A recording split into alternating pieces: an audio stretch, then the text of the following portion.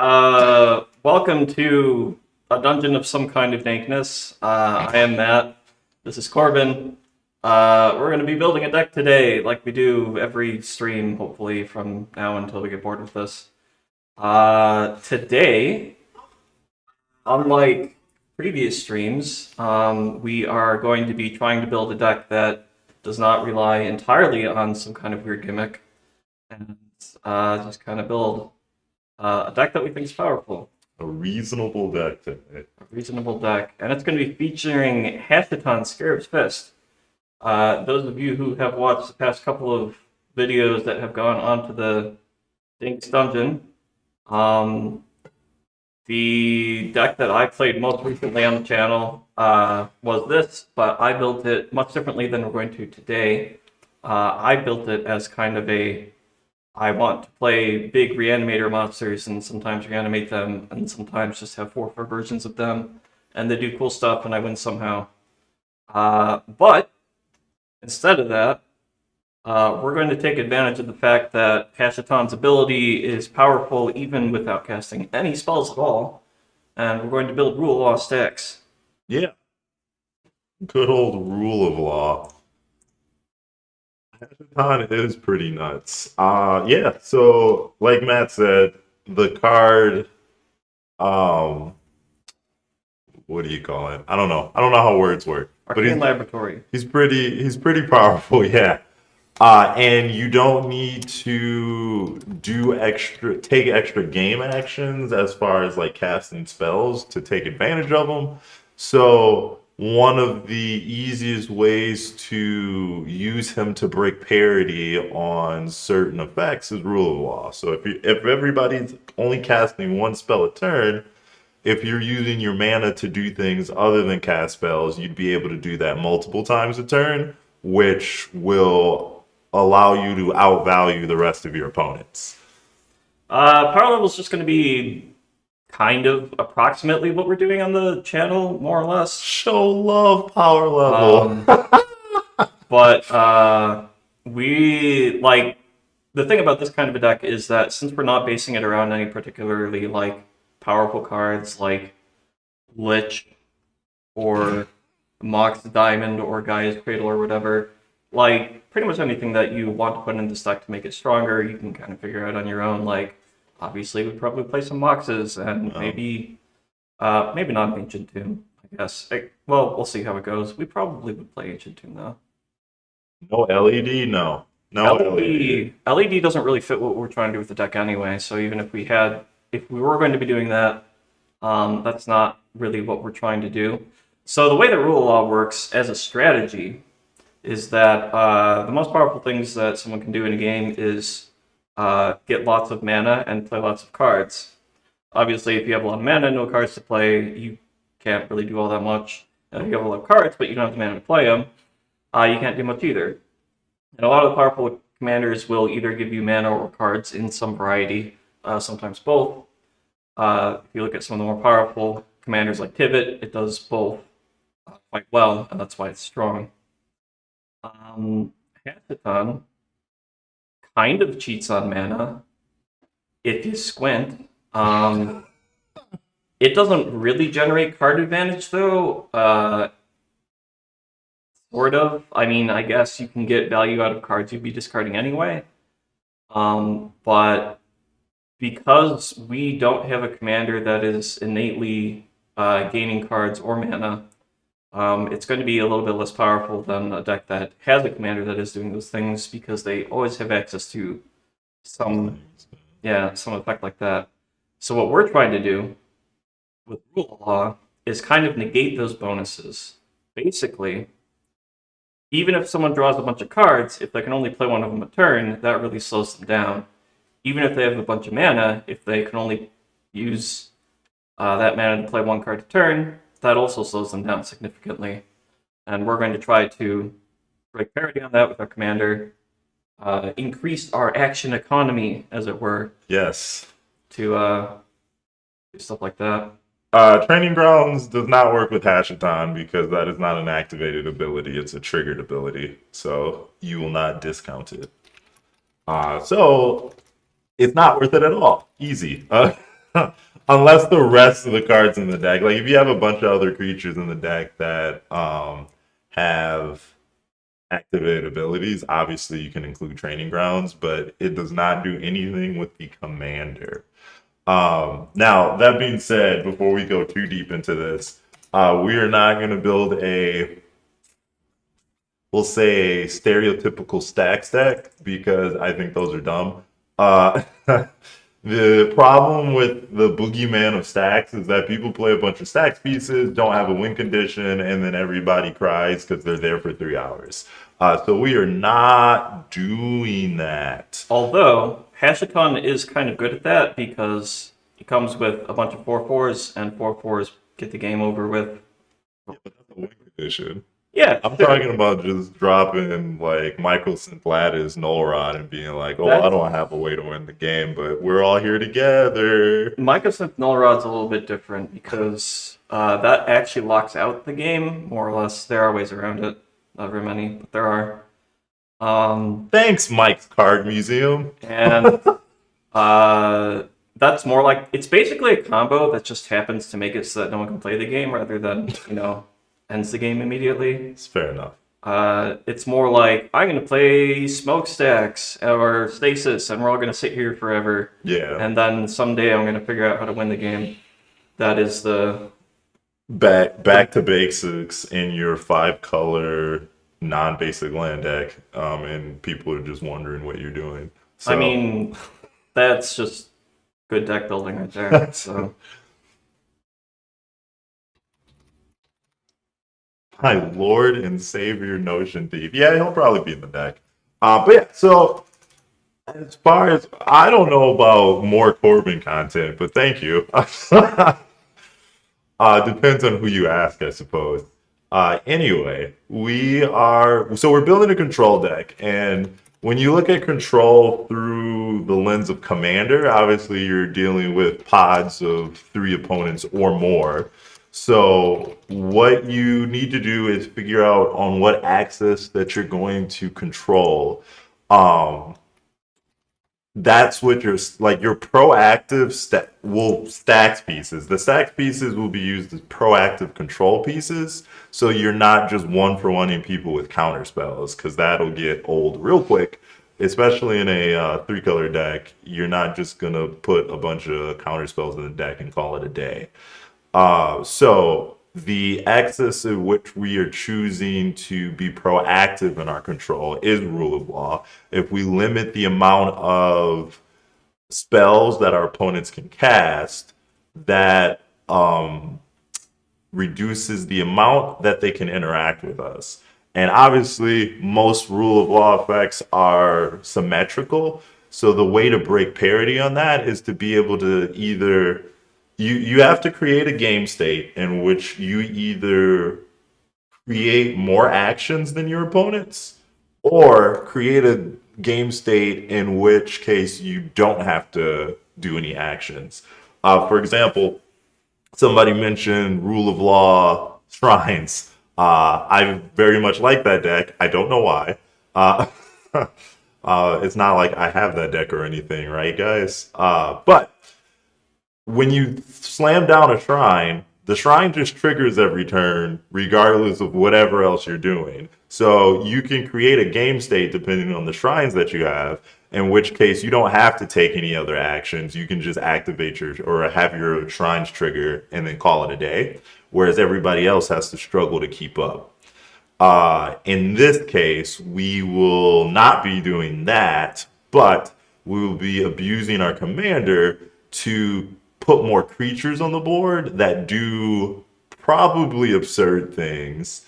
And one, the way Hashaton works basically makes all your creatures uncounterable in a way if you squint hard enough, as Matt says. So what are some of the most busted creatures in Esper that we can be playing to take over the game when they hit the board? So that way power and toughness doesn't really matter. Or what are some of the creatures that get infinitely better if they have a larger power? So both of those things we'll be looking at. one of Yes. those, for instance, Esper Sentinel. is an obscure card out of Modern Horizons 2. Nobody plays that. No one's ever played it. Or the Modern Horizons 1 originally. I think it might be, actually. Doesn't matter. Anyway. I think it's 1, but anyway. If you discard this and it has 4 power, suddenly your opponents have to pay 4 to do the thing, and also it just is a 4/4. Agent of Treachery is probably a reasonable one. Idol of Rhetoric, I did forget. That's true. I was going to ask Corbyn if there were any that I forgot, but then he kept talking, so chance. 1, 2, 3, 4. Yeah, that's all of them, I believe. 3, 4, 5, 6, 7. Sure, we'll put in Notion Thief. Yeah. I'm gonna put in Notion Thief. I'm gonna put in Even Mind Sensor. I'm gonna put in Opposition Agent. Yeah. Now, I will make a blurb caveat to Esper Sentinel. So, when you have a rule of law deck, tax effects like Esper Sentinel and Rhystic Study are actually pretty bad in the deck because everybody's going to have a bunch of extra mana because they're only casting 1 spell a turn. Now, that being said, the way our deck works, Esper Sentinel will come out most of the time as a 4/4. So that kind of offsets that tax. People still probably aren't really paying that. So you can get away with that. But we're probably not playing Rhystic Study because it just nombos with our 20 million arcane laboratories. We will probably put Dalton Voidwalker in the deck. I'm not sure about Rule of Law. The thing with Rule of Law, it doesn't actually stop our commander. If you read the commander, it doesn't say exile from the graveyard. It doesn't say exile at all. It just says if you discard it. It doesn't actually matter where the card ends up after you do that. He meant rest in peace, not Rule Yeah, of Law. that's what I meant, rest in peace. That's what I meant to say. So, hold on. Smothering Tithe is going to fall into that Taxes category. Taxes category. Taxes are kind of bad. Yeah. So Rule of Law and yeah, like Corbyn said, if you have a bunch of mana sitting around and you aren't going to be playing very many spells anyway, you might as well just pay for the Smothering Tithe. And you're not really going to get the Smothering Tithe out early because it's a 4-drop, and you don't really want to play it later because you only get 1 spell a turn. Grand Arbiter is going to be in there, yes. Yeah. I could put Delphian. Voidwalker, or Grand Abolisher. We could play Grand Arbiter, but it is also kind of just a tax effect, and it doesn't reduce the cost of our commander. Yeah, if we had more ramp, if we were not playing Rule of Law, not Rule of Law. So Grand Arbiter, because it kind of, it's only 1 though, right? Yeah. So it's like if you consistently get it early, it functions like a Rule of Law until you get your Rule of Laws set up. But we're running like 7 or 8 Rule of Laws, so we don't really care about Grand Arbiter. Drannith is fine. Drannith as a 4/4 is even finer. Yeah. So dipping into the lane of creatures that get better when their power increases. What's that 2-drop black creature from like Hour of Devastation? Like Dream Steal? Not Dream Stealer. It's Dream something.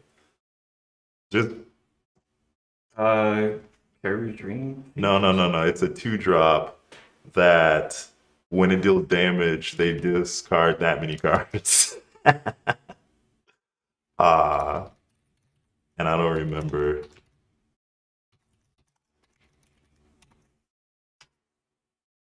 That guy. Oh, it is Dream Stealer. Look at that. And 3, It's not also a 2. 3-drop, and that was suggested. Yeah, so yeah, there you go, Sean. That's Cephalid Constable, I would actually play over Dreamstealer, but those type of creatures, I think, we should be looking Yeah. for. Dreamstealer, Needle Spectre, Cephalid Constable. So I'm gonna put all these in considering for now, and we can think about them later. Uh, so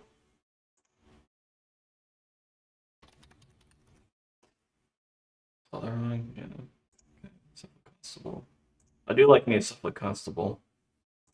Um, so the problem with those is that you do have to deal damage to your opponents, which ideally our 4/4s will be dealing damage, but at the moment we don't really have a way to get through opponents' creatures that have, say, 5 toughness, if there were ever to be a creature that big.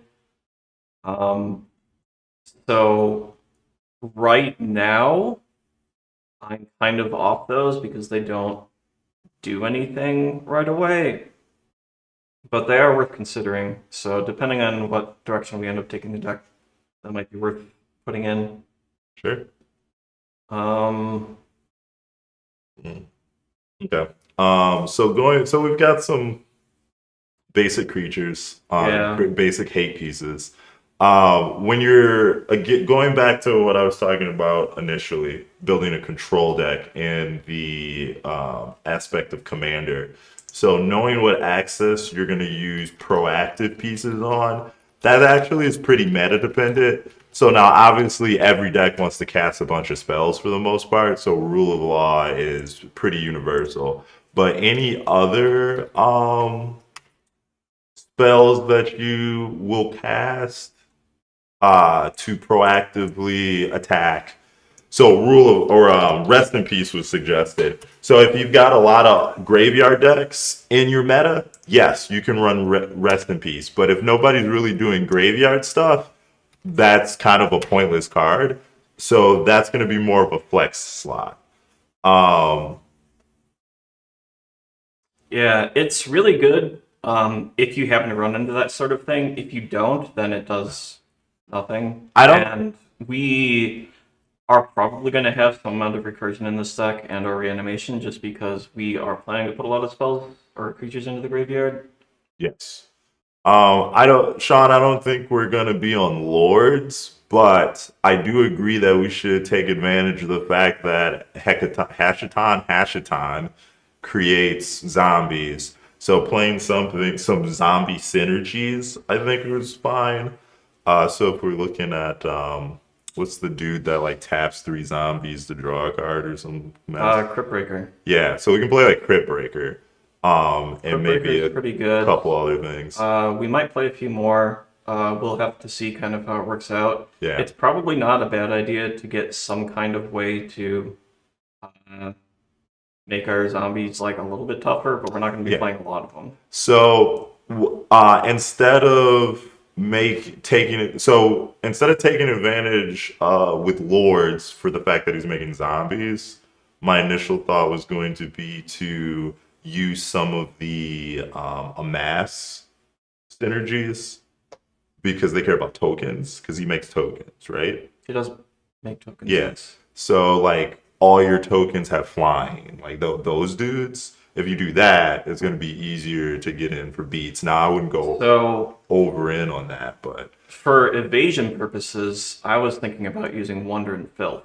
because we can discarding also do cards. those too. Yeah. Yeah. But I think 1 or 2 of those amass synergies would be fine as well. Yeah, potentially.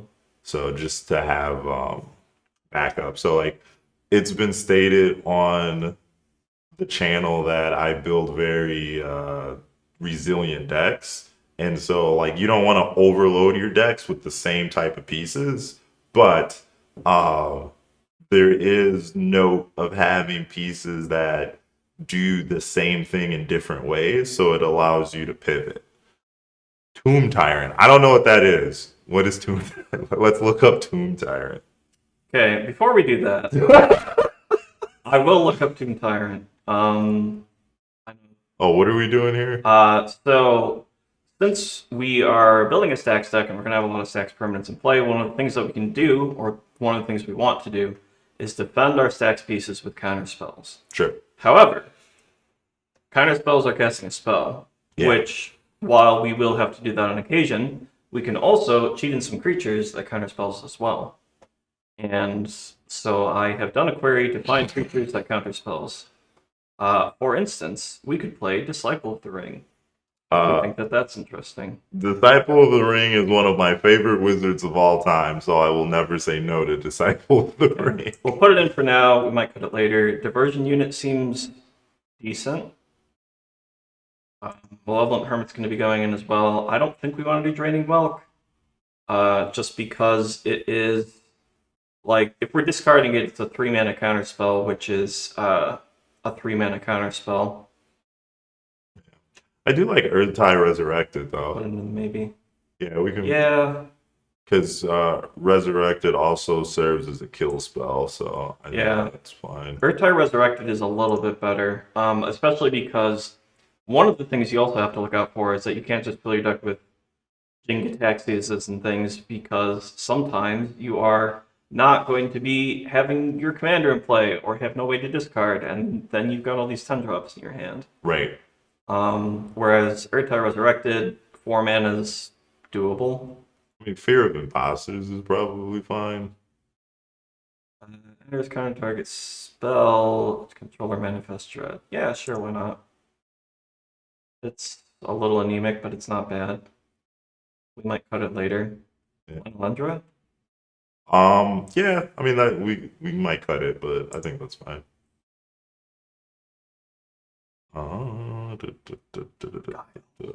Stronghold Machinist. Diplomatic Escort. Diplomatic Escort, but better not be one of those trash cards that tax you. Be mad. The Hullbreaker Order, what are we doing?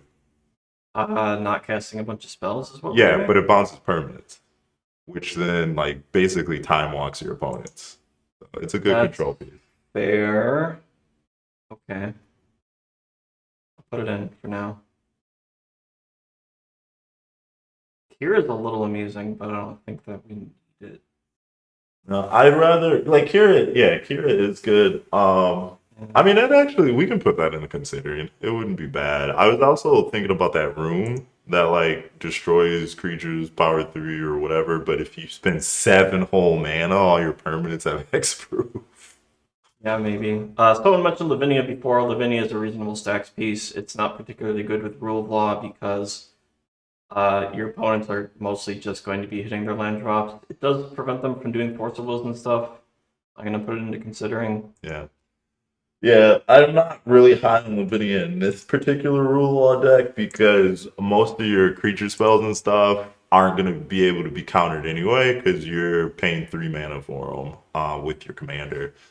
Mirror Shell Crab. It discards it's actually pretty insane. 6 mana, I'm going to counter your thing and get a 4/4. Yeah. Ooh. 4/4 with a ward 3. This card's probably bad. I will put it in for maybe cut it later. I did consider it when I was building my version for the channel as well, though.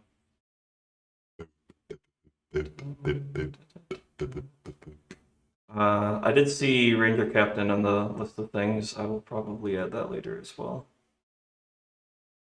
Yeah, Ranger Captain's not the worst. Depending on how many 1-drops we have. If it's just a silence, like, because ideally your opponents are not going to be casting more than 1 spell a turn anyway. Right. So you basically just have to do it during upkeep or in response to a Cyclonic Rift or something. But instead of that, you can just counter the Cyclonic Rift, ideally. I do like me some Rotmouth Viper, but this is probably not the deck for that.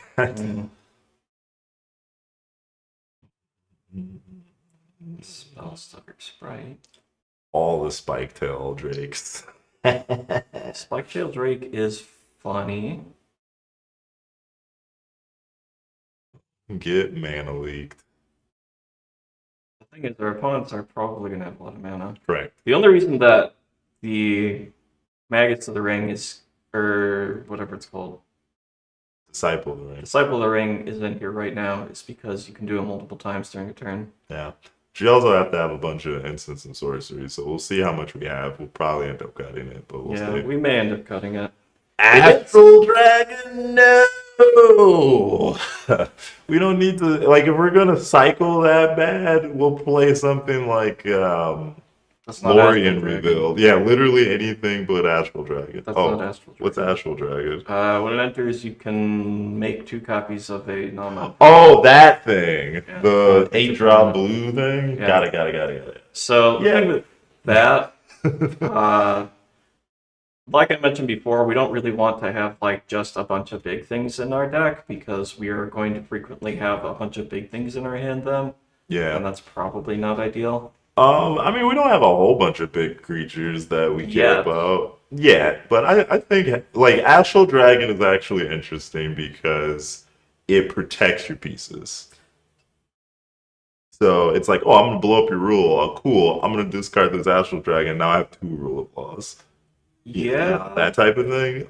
So I do not think it is a bad suggestion. We can put it in considering if you're not too high on it, but I think it is better than some of the other stuff that has been suggested so far. Sharam is not what this deck is trying to do. Nice try though. If there is like the one big thing that I think would go in here, which is maybe my personal bias, but cause like the Great Distortion, cards, Yeah, counter spells. distortion is legit. What do you think about? Yeah, so Timeless Dragon is the one I was thinking of when I was crashing out earlier, and nah, we're good on that. Yeah, if we were going to be doing anything like that, it would probably be. Yes, since Polywog is not a tax effect, we should 100% play that. Yeah.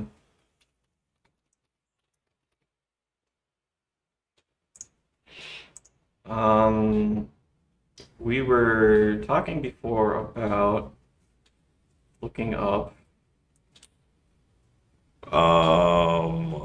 Yeah. Archfiend of Ifnir actually isn't bad because that is counters, not just neg one until it ends turn. So we can probably look at that later. Spirit of the Labyrinth is fine. Well, we'll see on that. So one of the things that we don't currently do is discard any cards. So Yeah. we're going to have to figure out how to do that. And ideally, a lot of it's going to be based off of Going to clean up. no, well, if going to cleanup is the way we're discarding cards, that means that we're drawing a bunch of cards, which means that Spirit of the Labyrinth is not the greatest thing. I was going to say Looters, which also draws cards, although we can do it one on each person's turn if we really want to. Chain of Mephistopheles. That has the same problem. Return a zombie card. Oh, from your that, graveyard to the battlefield. I don't think so. No, because we're not playing a lot of actual zombies. Yeah. If we were, then maybe. It does get around rule of law stuff with the activation. But it's only during your turn, and we don't really want to tap out on our turn break. Yeah. Technically, you could do it if you play conspiracy effects, but we're not on that life, so I mean, you can do what you want. Psychic Frog isn't the worst idea. Psychic Frog's pretty good. I think we should probably play it. It is just kind of a ridiculous card, and it lets us discard, it lets us draw, it wins every combat it's ever been in. Nope, you're good. It wins every combat it's ever been. The buys sometimes. So that is a good discard outlet. it is that. Okay. So I'm gonna look up looters. Sure. And we can see if we want to go that route or not. I'm going to defer to you on if that's a good idea or not, because I think it is, but if you have a better well, it depends on what axis you're trying to attack the table. If you're playing stuff that punishes draw, like Spirit of the Labyrinth, then obviously they're bad, but if we're not going to play that, I think looters in some capacity is good. Like this looter in particular is probably good. Likeness Looter, probably, yeah. Crypt Breaker, we mentioned before. It also discards cards, which is neat. Anything that has a cost to discard cards is kind of medium, just because you have to spend an extra however much mana plus the 3 to do it.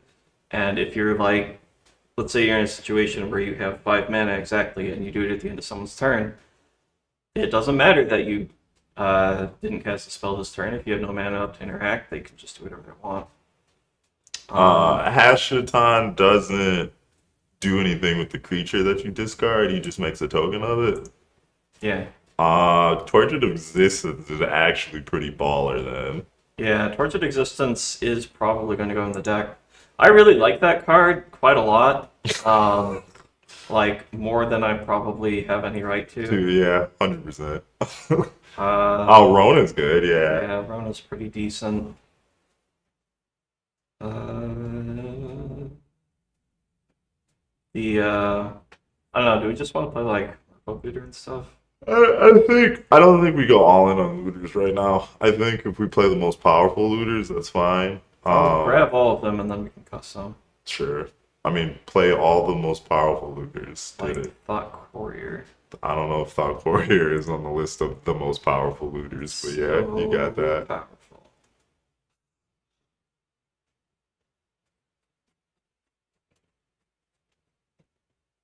We might throw a combo in here later. I don't think we're gonna go Thassa's Oracle deep. If you want to go Thassa's Oracle deep, if you like this deck after we're done building it, and you want to play Thassa's Oracle and Dana Pact and stuff, like, just put them in the deck. It's really easy, and the cool thing about this deck, specifically with Thassa's Oracle with Rule of Law, is that if you are discarding the Thassa's Oracle, you can still play your Tainted Pact or whatever through your own Rule of Law, which is pretty strong. I don't think we're going to go that route today, but if you like what we're doing, you can just put it in there. I know that people have been playing Leveler as well as another way to Thassa's Oracle your way out, because then you don't cast any spells. You end step discard Leveler, then upkeep discard Thassa's Oracle, and go after the races or whatever. Or you can do it all in one turn if you got enough mana, but that is a sweet thing that you could do if you want to. But we're not going to do that today. How do we...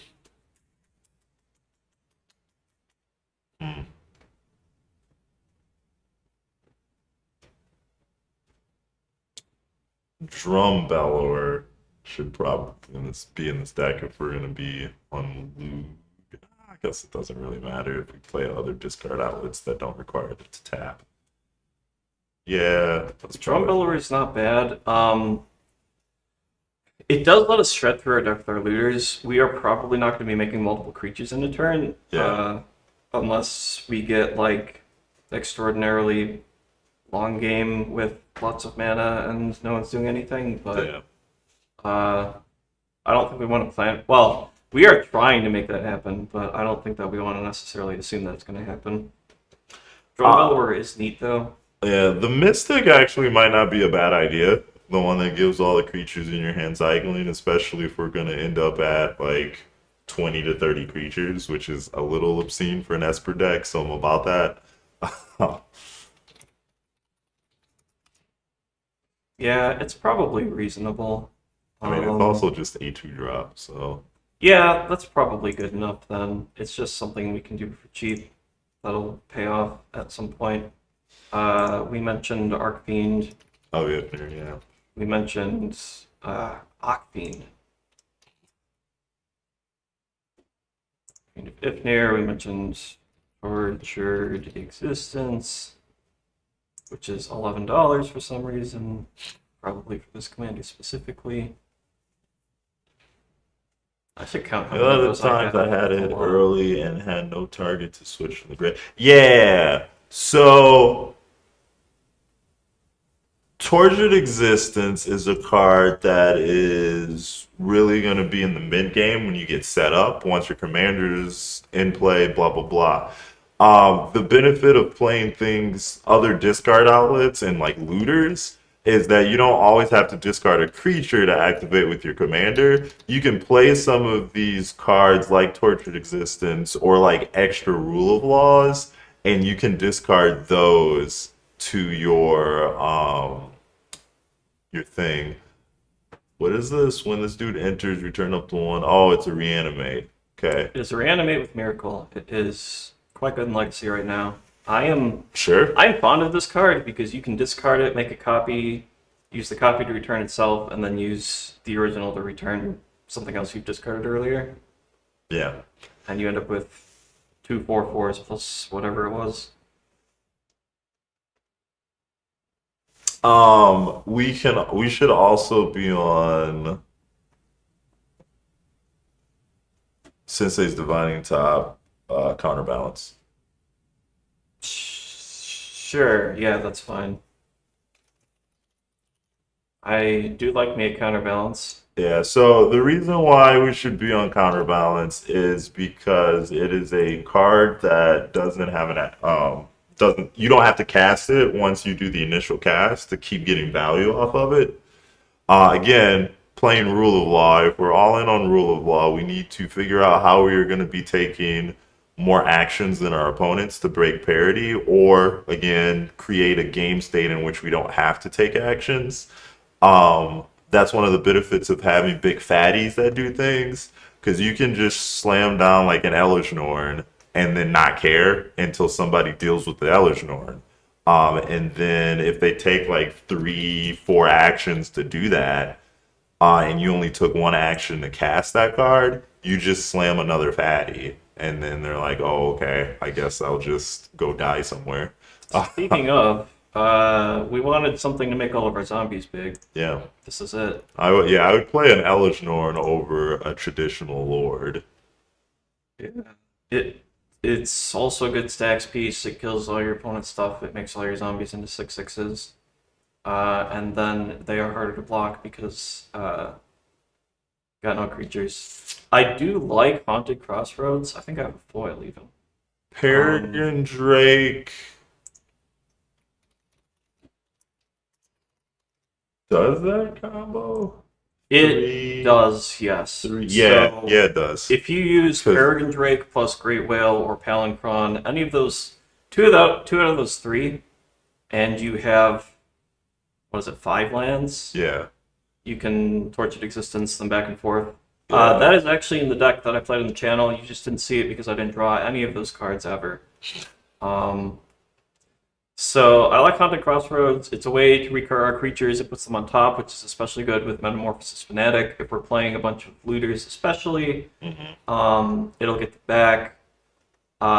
It allows us to spend mana that we are not otherwise spending with our Rule of Law in place. I don't know if it's going to make the cut because we can also simply play Volrath Stronghold, which is another card that I am extraordinarily fond of, that puts them on top and also taps for mana when you're not using it, and doesn't use a spellcast with your Rule of Law. Haunted Crossroads actually also works really good with Counterbalance for depending on what your setup looks. True. I mean, I'm not saying we're going to keep it, but it does have more value than it appears. Bonus points towards that. Yeah. Romana 2. I don't know what that is. It is from Doctor Who. Gross. Okay. Well, time to go home. I'm already home. Create a tap token that's a copy of target token that's a copy of a token that token to token to token. I think I'm broken. I think you're broken too. So this is probably a fine thing. It is a little win more, I think. Yeah, because so that's fine, but you do have to get it in play before you can copy something. Right. I think that there's probably better ways to copy stuff. Yeah, literally any card that populates ever. So, just the card, the keyword populate does what this chick wants to do. But at any time. Now, whether there's good populate cards. I mean, Song of the World Soul can do it repeatedly, but I'm not saying put that in the deck. Just saying. That's good, because we're not. But it's just because it's not a Storm deck doesn't mean we can't play Song of the World Soul. But I don't think there's other. I don't know if there's other populate cards in white that allow you to do something. Let's find out. I don't think there are very many. This one. Oh, yeah. I mean, that's not actually bad. That is actually pretty decent. Um, Uh, the promise looks good too. At the beginning of your end step, you may sacrifice a non-demon creature if you do pot. Yeah, I mean, we have a lot of stuff. Like yeah, I think those two are better than Song of the Rose Soul for this deck specifically. This only triggers once. I mean, they both only trigger once a turn, but so does Song of the World Soul. That's your if we're doing it right. rule of law, yeah. Yeah. Unless you're like, you could trigger it on everybody else's turn by casting something, but I don't know where we're supposed to be getting all this mana from. So Well, the cool thing with Nesting Dovehawk is that you can make a copy of Nesting Dovehawk. yeah, because Wake the Reflections don't like do nothing. It just populates for 1 mana. You have to be like all in on populate in order to make that card good, and then you also have to be specifically at least in Naya so that you can. No, it can't be Naya. It's you have to be in Jeskai so that you can play Thousand Year Storm, and then this card is. It's probably an okay card Yeah, in it's fine. period of the whatever reflections thing is that I played for Outlaws of Oh, Thunderstruction. sure. Yeah. Because he has the restriction that it has to have entered this turn, so you can re-up a token that you already have, but I probably still wouldn't play it. In fact, I built that deck 2 or 3 times and I haven't put it in there, but this card, Yeah, Dovehawk. The fact that you can just keep copying Dovehawks is actually pretty insane. So yeah, because you discard it pre-combat, then you have 2 Dovehawks. Then on your next turn, you either have 4 Dovehawks or 2 copies of a different creature, and then they all get swole every time you do that. or 1 copy of 2 different creatures or something. Yeah. So yeah, and yeah, like you said, they all get swole. Yeah, I like that. Okay. Speaking of, let's maybe find some of these creatures when we want them. Yeah, Recruiter the Guard is good. I would also look at Vampiric Tutor. I'd play Vampiric Tutor over Demonic Tutor, but you could also play Demonic Tutor to get a creature you're going to discard. Since our commander gives us action economy, Demonic Tutor is actually a little better in this deck than a standard Rule of Law deck. But instant speed cards are at a premium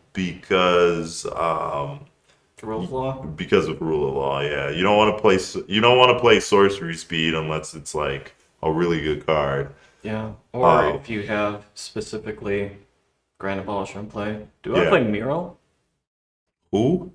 Oh, the legendary Grand Abolisher? Sure. That makes tokens. I mean, I don't know that the tokens matter, but yeah, it seems reasonable. Yeah. It's a creature. Let's see.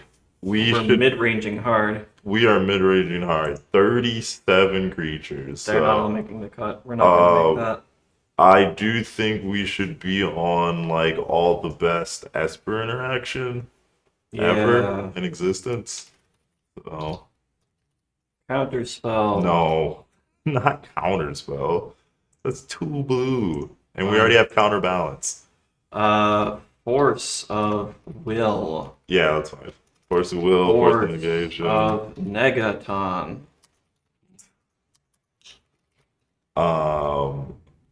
Mental misstep. Fierce. That, yeah, fierce. Misstep.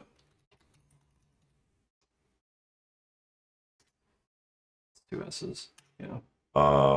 Rollick. Yeah. Deathly roll. Swords. Yeah, sorted.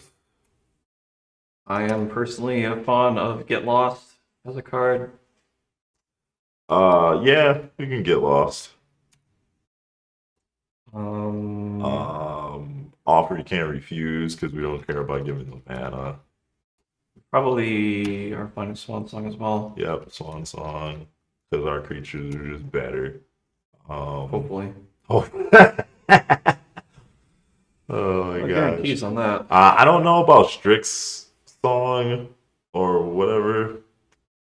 Quick Serenade. Yeah, Strict I think it Serenade. is. I played in exactly one deck to test it, and I don't know. I still don't know how I feel about that, but I also don't play shrines a lot. Uh, Yeah. We're probably not going to be. Well, Rafine is a good card, and it is a reasonable card if you're going to be swinging out, which we are like kind of going to be doing. The issue that I have with Rafine specifically and other cards of that nature is that that means you are discarding on your turn yeah, because you are going to combat and conniving on your turn, which means that you're using all of your mana, or at least a decent chunk of your mana on your turn. yeah. I think where the play patterns where this deck is really gonna shine is if you are able to set up, like if you reduce your need to play on your turn as far as activating your commander, you maximize the amount of information that you can get, which allows you to pick the better course of action. Yeah, So, because if and no, optimize the mana that you're using as yeah, well. Because yeah, that. if you tap 3 mana on your turn and you have like 2 or 3 mana up, that means that you can only counter a spell once or twice, if you need to, or use one swords or whatever, depending on what's in your hand. Whereas if you keep 6 mana up, sometimes your opponents are like, end of turn, Cyclonic Rift, and you can counter it, and then they're like, I'm gonna play some Dingus, and then you have to kill that, and you don't have time that turn to dump something into play. Right. Um, and because you didn't spend all of your mana already, you have the option of interacting rather than dumping some creature into play. Forbid is an interesting suggestion.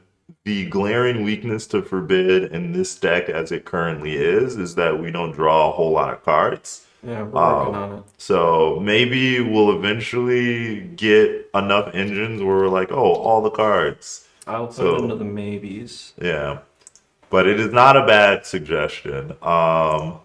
Play. Yeah, delay is fine. What other like one We mana? could play Suspend. Nah, Suspend is funny specifically because of Rule of Law. that's true. Yeah, okay. Same thing with delay then, yeah. Delay and suspend are plenty good. Yeah. Okay. They're also pretty good. Well, delay or suspend specifically is good at keeping our commander protected if we need to do that at some point. This kind of doubles as a or protect one of our creatures, I guess. Arcanus the Omnipotent? Bruh. It does draw cards. Bruh. It That's draws so many pretty cards. spicy. Uh, Oh man. I don't think that's the correct choice of action, but it's good. It's funny. I'm gonna put it in the maybe just because I like me an Arcanus. Which Teferi? Probably Oh, probably the Teferi. one that loots. I mean, 3 mana Teferi is Oh, fine. no, yeah, The model, the 4 drop. Four Master drop of Teferi Time. is very good. It does cost 4 mana on your turn, which I am not a huge fan of, but maybe it's fine. Yeah, I mean, we can try it. I think it's the worst idea. Extra time, there he is. Being able to draw and discard an opponent's turn is pretty neat. Like here. Consecrated Sphinx is a good card if you can get it into play. And we do have the ability to discard cards to get them into play. However, it's mana sorcery speed play. The 5 drop Teferi. Gross. No, friend. Now, I do like Hero of Dominaria. It is not a bad card, but that's not really what we're on right now. Though, the ability to untap your lands lets you play stuff on your turn and then untap, sort of. But you Three can mana. just 3 mana Teferi lets you play things on your turn because it makes it so that you don't have to keep up your interaction on your turn. But yeah. I think at that point you just develop better play patterns. So and force yourself not to play on your turn if you don't have to, instead of playing a bunch of cards that make it easier to play on your turn. speaking of cards that make it easy to play, Not on your turn. Or on your turn. No, never mind. The other way around. There are three-ish Born Upon a Wind effects out there. Of which Yes. Born Upon a Wind is probably not good because we're Rule playing law. Rule Law, but the Yeah. other two are probably okay. Maybe. Yeah. Or we could play 5-mana Creature to Fairy. As they suggested, had you spent. What the hell is 5-mana creature to it? Oh, that guy. Yeah. You can mystical tutor for any creature in your deck if he's on the field. Mystical Teachings. Yeah, that one. Mystical teachings. Yeah, that's the thing that he was actually saying. The creature. Oh, the creature. Got it. Maybe. So the issue with cards like Teferi and Teferi, is that they force you into a position where you have to be the one to answer everything, and that is pretty bad. I would be very hesitant to play those cards unless they help with some sort of combo finish. So like Teferi, Planeswalker Teferi, the 3-mana one that shuts off instant speed, allows you to do loops with Displacer Kitten, but that doesn't work because we're on Rule of Law. So I would actually be very hesitant on any of those effects for that reason. You want to maximize the amount of ability for your opponents to also interact. And since we're on two Grand Abolisher effects, it's not like they're interacting with us on our turn, so they can interact with each other.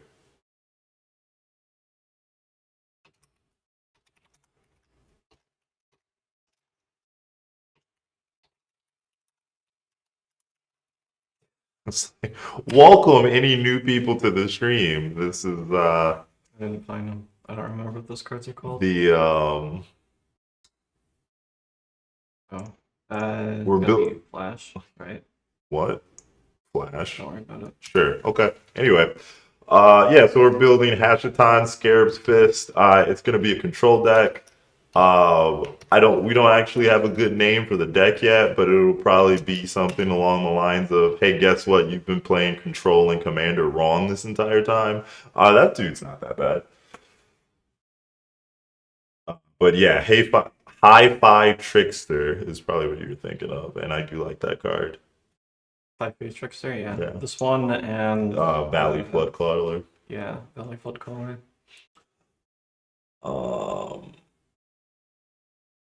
Tidal Barracuda is maybe.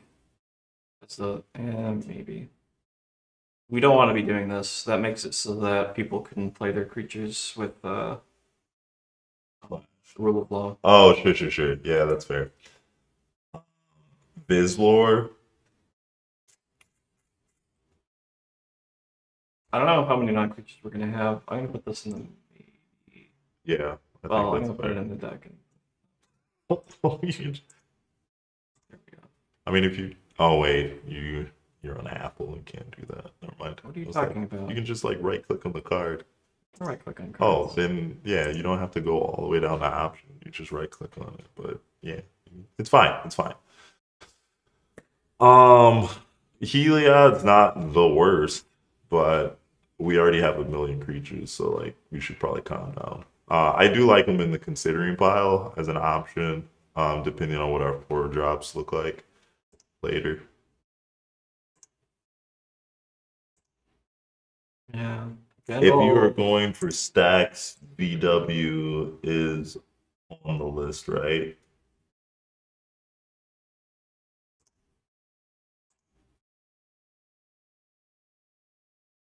VW. Volkswagen? I'm blanking. What is he actually talking about? What are you actually talking about? Rasmus? I'm an uncultured fiend. What is VW? We got Volkswagen, but that's not a card yet. So, Voidwinter. oh, So is it Void Winnower? Oh, yeah, yeah, yeah. All right. so the issue with Voidwinter, like there are a lot of really good creatures that you can discard and put into play. Um, Voidwind Origin, Gitaxias, Consecrated Sphinx, like uh, Chancellor of the Annex, probably. Well, maybe Yeah. not in Rule, but like there are all kinds of different things. But we do want to keep in mind that sometimes we are not going to have our commander in play, and sometimes we are not going to have a way to discard in play, and we don't want our deck to be full of like 6 to 12 drops very much. The big things that we are playing instead of those, this one doesn't count. This one doesn't count. Cosmic the Great Distortion, because it is very good at countering stuff and it also discards cards. Hullbreaker Horror, because it does really funny things when you do cast spells. And Ellis Norn, because it will win you the game when you turn all of your dorks sideways and it kills all of their dorks. Yeah. Now, I think Void Winnower can, I'm gonna cut Disciple of the Ring. That's ambitious. yeah, that's fine. Um, Void Winnower, Voidwinter is a reasonable stacks piece. It does not really win the game though, and it can kind of backfire. odd stuff can't block. What can't block? Even you can't even. Got it. Evens can't block, evens can't be cast, which means that it will shut off some of your opponent's spells, which may or may not be a good thing, especially if those spells are counter spells to counter your opponent's stuff when they try to win. It does shut off specifically Cyclonic Rift, which is a big deal for stack stacks. No. Um, it's definitely a fine choice. I don't think it is better than any of our other big stuff, and I don't want to play that much big stuff. Yeah. I'm also not entirely sold on Hullbreaker, but it's I mean, let's swap Hullbreaker Horror for Winnower. okay. Because the fact that it stops Rift and like almost every board wipe known to man, is pretty good. It doesn't stop Deluge, but It does not, or we do have counter spells in the deck to stop some of those kinds the of things. 5 drops. Yeah, but the more we can proactively prevent our opponents from messing with our game plan, the more we can save our interaction for other stuff. Which, Sure. case in point, we should probably be on Rift, so we should put that in there. Yeah, I've heard of that card. It's probably pretty good. Do we want to play a board wipe or no? So this is like the perfect deck for um Winds of Abandon, I think. It is a sorcery, but yeah, I guess so. That's fine. Okay. I mean, what instant speed board wipes are you playing? Route? Like, what do you? I mean, you're not wrong. It's just that like paying 6 mana on your turn is not necessarily where you want to be, even though it does, one-sided board wipe and all Yeah, that. I mean, between I mean- Ifnir, Here's good enough. Maybe we play Noxious Ghoul. so it's neg 1 anytime a zombie enters. Yeah, I guess we're only But gonna it's do not a that once counter. turn. Yeah, Ifnir is good because they're counters. If you're gonna do that, so maybe instead of Winds of Abandon, we play Toxtrol. I know it's another big creature, but And Toxtrol and is- Toxtrol was put in chat It like was ages it was ago. put in chat. I did play it in the other version of this deck. Degree of Pain, get out of my chat. Kind of have Ellis Norn for expensive dorks that we can put into play as board wipes. Yeah. Um, I mean, yeah, Final Showdown is technically instant speed. yeah, it is. And it does other stuff besides board wipe, which is interesting. Sure. Anyway, why were you hating on Toxtrol? What's your qualms? It's another 7-drop. How many, bro? We don't even have that many 7 drops right now. How many 7-drops do you want? All of them. You don't. So 4. yeah. Well, no. I guess Mirror Shield Crab. Yeah, doesn't so we really have count. 3. Like, we play Tactical over here. I don't even know if we should be on Mirror Show We Crab. probably So, shouldn't. I can remove it. That's fine. I can put it in maybe or whatever, yeah. So, but I do think Tactical, like, having multiple ways to deal with creatures does a couple things. One, it increases the clock because they don't have any creatures to block, so, like, whatever. Um, and two, it prevents stuff from like messing with us, obviously, like from a onboard perspective. So, um, Do we want Elsinore and Toxtrol or just one? yeah, I think both is fine because they both kind of do different things. Because like Elish Norn comes down and eliminates all X2s like right away. She also allows you to populate for a brief moment in time to if you do like make a token out of her Sure. to kill all X4s. Um, where Toxtrol can't do that, but Toxtrol draws you cards. Toxtrol does draw you cards. Do we really need Elsinore though if we're playing Toxtrol? I mean, we could put Elish Norn in the maybe and just run Toxtrol instead and see what we need. Like that could just be a mana call. I do like me a Toxtrol, unless my opponent copies it, then it's bad. Not saying that that happened. If you haven't seen that game yet, Definitely need. Okay, first of all, we don't need anything. All right, section. we're probably going to be playing a little bit of reanimation. Yeah, I mean, we started with the one miracle creature, so like Yeah. that part's fine. The issue with a lot of reanimation stuff is that it is sorcery speed, which is a problem with rule of law.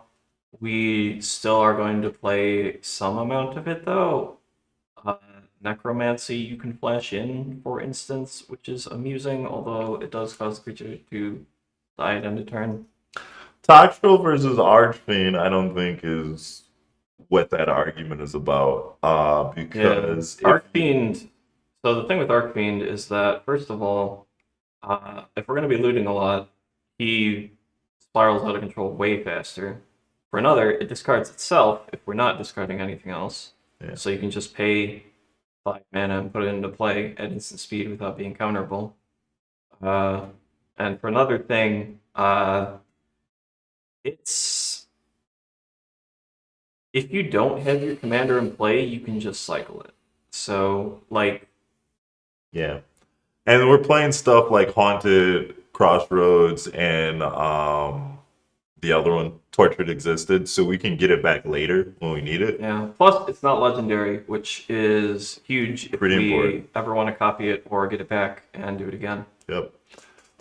Yes, without reanimation, you put too much pressure on Hash. That is true. Yeah. Like I said, we're going to be doing some. We just got to Yeah. figure out how much. we're already playing the Miracle Idiot, so we will eventually add on to that, but that is a part of the deck we know we're gonna play, but what reanimation pieces we play is going to be dependent on how the rest of the deck looks. So, Yeah. so for example, like, do you play Animate Dead versus something like Apprentice Necromancer? We're probably on the Apprentice Necromancer over Animate Dead, Or Doom Um, Necromancer. Or, but we can play Necromancy since you can flash that out if you need to. Necromancy is probably worth playing. We might cut it if we end up with 1,000,000 3-drops, as we are kind of want to do generally. But right now, we don't have 1,000,000 3-drops, so that's cool. Matt hates 7-drops, so we probably can't play Sholdred. Yeah. So Shieldred was also something that I was thinking about, just because it is an every turn thing and it's a reasonable stacks effect. Yep. In addition to that, it is in the deck that I played on the channel. In fact, I mean, I you don't should know. probably be playing it, but like, what do I know? Fine, but we're not adding anymore. Till we find the next OP. 7-drop. Play all 3 shield rids, easy. On Tribal Shieldred. What was I doing? Oh yeah. I don't remember the name of this creature.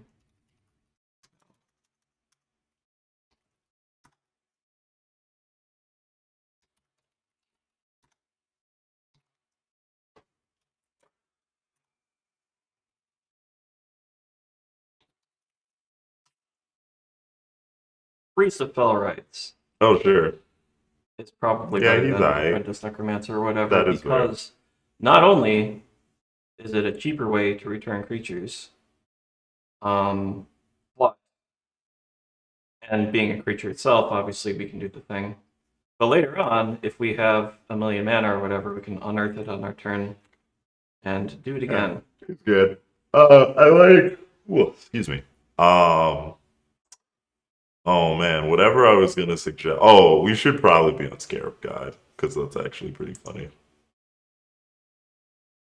Yeah. Like we might cut it, but I would play it for now. I don't really like the Scarab God in this deck because it does exile the thing. Well, it's fine. I don't know. I mean, so the reason why I like the Scarab God is, uh, it gives you another outlet besides your commander to make a token if necessary on your stuff. But we're going to be killing a lot of our opponent's creatures, so it just gets that stuff. Sure. And even if we never activate it, draining, oh, well, it's not draining, Scrying but is pretty good, yeah. yeah, scrying as well as putting a clock on our opponent's life totals in a rule of law deck is actually pretty not the worst. Sure. Okay, fine.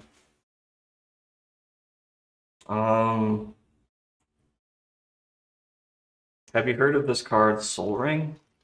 Nah, that card's bad. We don't have any ramp yet. We should play it out a little bit. Yeah, but it's hard for rule of law. So what, like Soul Ring is fine.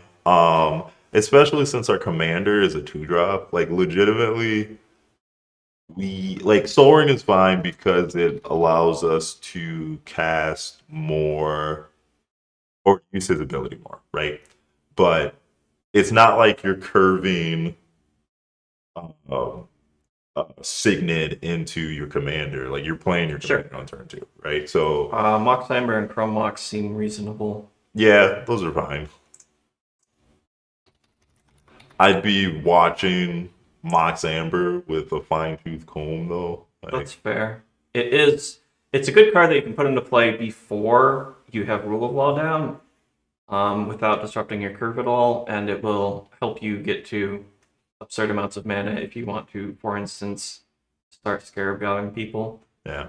And if you don't, you can loot it away. Yeah, for sure. We feel very apathetic about Jace's Archivist. We don't really care about windfall effects here.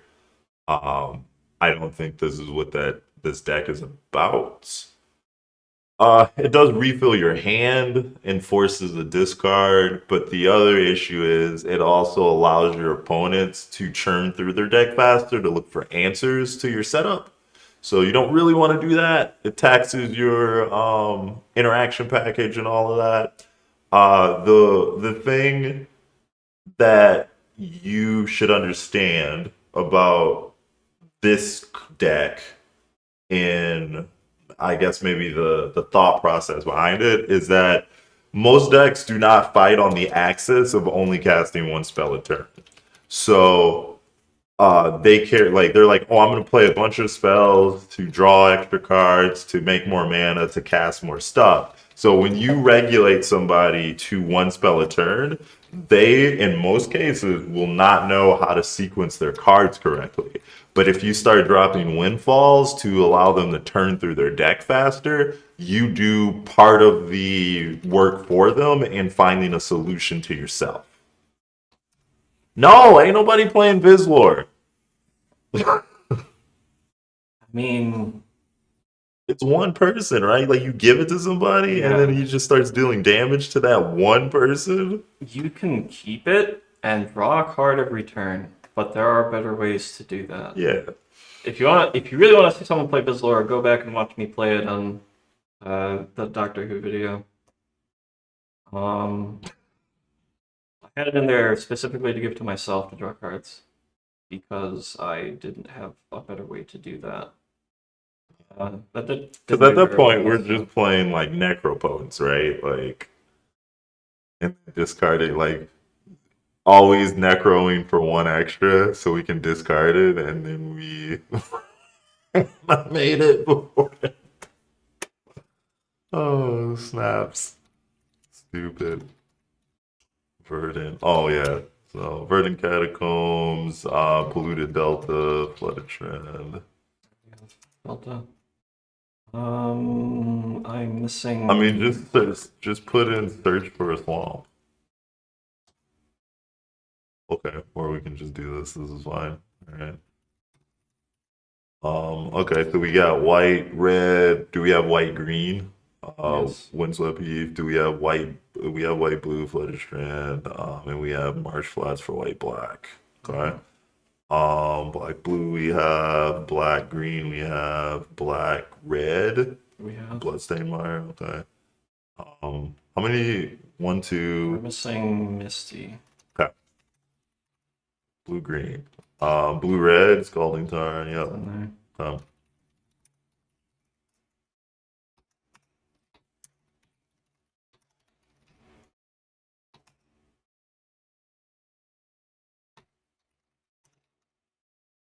I was just filling in lands while you're talking, but you're done talking now, so we can figure something else out. Yeah, I mean, I guess, but like, why would you give them creatures when the Scarab God does the same thing? And the Scarab God scales more. Because, like, what if your So, opponent's bad at building their deck and they don't draw any extra cards? He's not going to deal that much damage to him. Yeah. Vizlor is a plan. If you would like to do that kind of a plan, you can do that, but that is Yeah. not really useful to what we're doing, I don't think. It is an interesting thing you can do. Yeah, Vizlor, like, I think you would build the deck more around that plan, because especially if it's a goaded 4/4, okay, cool. So, like, keep giving them to people, populate that thing. There's a lot of stuff you can do, but Play at a bunch that of point, clones. yeah, play a bunch of clones. At that point, I think the deck starts to revolve around Vizlor. At which point you should probably just be playing Vizlor in your command zone Yeah. because all you're really getting out of Hashaton is a clone. Cool. You can play that too. Fair enough.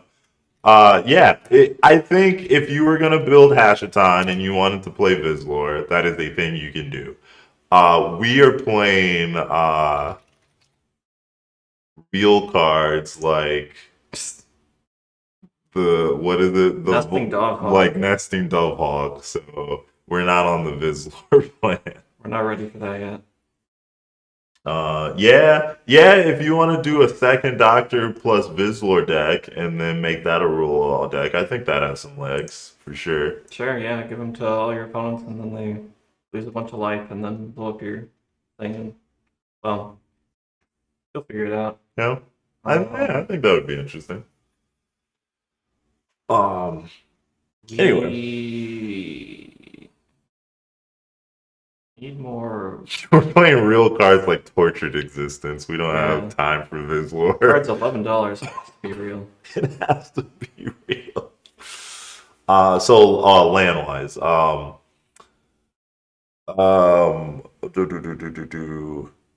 the Mikakoro that loots the Innistrad land or whatever it is. Skyreach Sanitarium? Yeah, I'd play that. Didn't we just say we don't want our opponents to draw cards? Yeah, but they also have to discard a card. Like it, I think the upside for that over just like a basic land is better, unless we have. Or I guess we could play.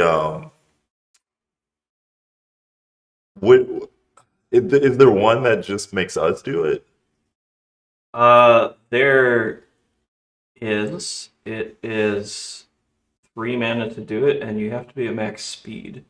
Oh, that thing. Yeah. Yeah, let's be at max speed. look at all the lands that discard. Yeah, sure. Okay, so We that did one. it. Obviously, we all need to go home right now and put Bizarre Baghdad in our deck. Yeah, Coliseum I was thinking of. It makes sense. We've already got those channel lands in here. This one doesn't actually make you discard. That seems bad. Yeah, Yeah. yeah, that's fine. I think having 2 lands to do it is fine. Okay. Uh, we're not at the MDFC part yet. Yeah, we'll be adding soporific springs and things. I guess I can just do that now.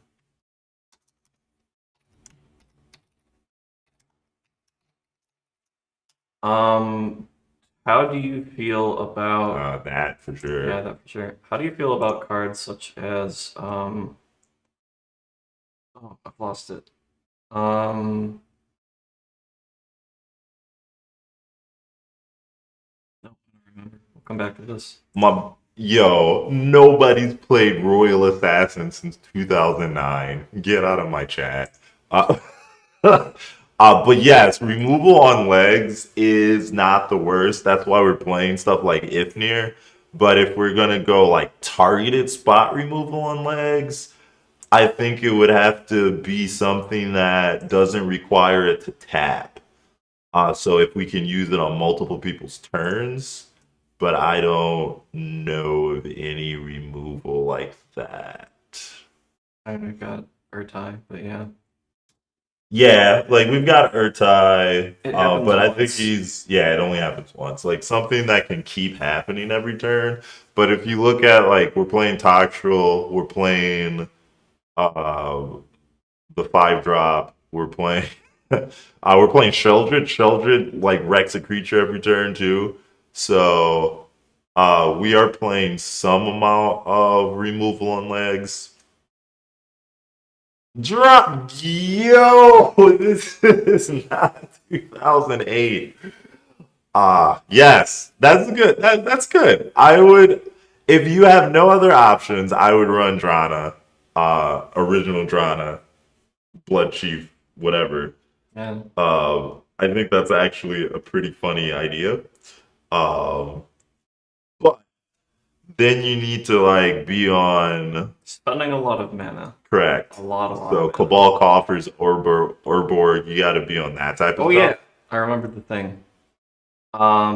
So I want to play Urza Saga because we're on countertop. Do we Yeah. want to play Expedition Map? I mean, we've got a lot of lands that like do stuff, so yeah, probably. Okay.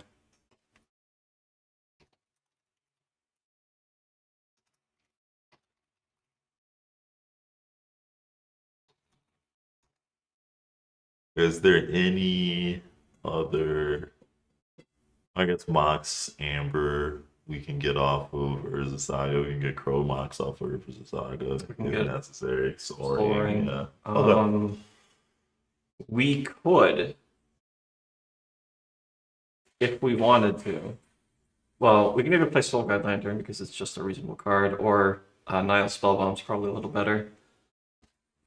I don't know about better.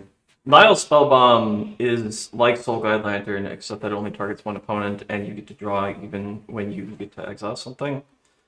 Or we could be on Ghost Vacuum. Because you see, if you want something that repeatedly exiles stuff, it does it. And late game, you can just spend 6 and like poop a bunch of dorks into play. Goes vacuum it up. Okay. Start stealing your own creatures and then bring them back as 1/1 flyers. Interestingly, does not make them as tokens. It just puts them onto the battlefield, except that they're tiny. Which may or may not be a good thing. Probably not a good thing, but yeah. I mean, once you're done with the memes, you'd probably cut both Ghost Vacuum for Soul Guy Lantern, but like here we are. No, that's fine. Ghost Vacuum is fine. Make sure they know what's up. Expand their horizons. They can't be trash forever. What did you put? Oh, yeah, that's probably correct. Yeah, we don't. I mean, at minimum, we have a bunch of looters in the deck, Yeah. and if we end up discarding them for whatever reason, we can do that. We can also get like our Malevolent Hermits or diversion units under the Soul Cauldron, turn everything into a Psychic Frog. Psychic Frog comes with its own counters. It's very good. And sometimes you'll just pick an opponent because you have Great Bait. Yep. Tactical is also an activated ability. Not that Yeah, that's going to be It doesn't do relevant. a ton if you don't have Kozilek any is an activated ability. That is true. Turning all of your creatures into Kozileks. I mean, redundant Kozileks doesn't do anything, but just getting it back is pretty good. Well, it's not like each creature is going to have a +1/+1 counter on it. Sure, yeah. Glen or Lindra is something an that can be an activated ability. Yeah. So yeah, I mean we've got enough, and then like steal people's mana dorks. So I think that would be fine. Scarab God. You're gonna go 1-on-1 with the Undertaker.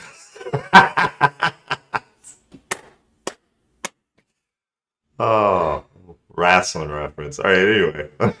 So, Gravecrawler is a card that I briefly considered because it is a little funny in that you get to make a copy and then return the original, and then you can keep discarding it, but all that basically says is 3 mana, make a tap 4/4, which is not that good. Yeah. Undertaker is a little bit better. So, it kind of turns all of your creatures into Gravediggers and lets you do that loop. Plus, it's a creature itself.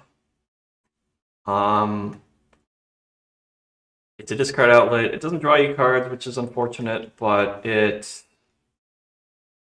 kind of another Tortured Existence, except it's a creature, sort of. I don't know. I mean, we I'll can put put it there and see. Put it in the maybes. No, we can put it in the not maybes. What is it? A 4-drop? The 2-drop. 2-drop. 2 mana 1/1. The Undertaker. Yeah. You don't get to. Oh, sure. Yeah, I see you what can't you're saying. return the creature that you discarded that time, specifically because it won't be in the graveyard at the time that you're announcing your targets.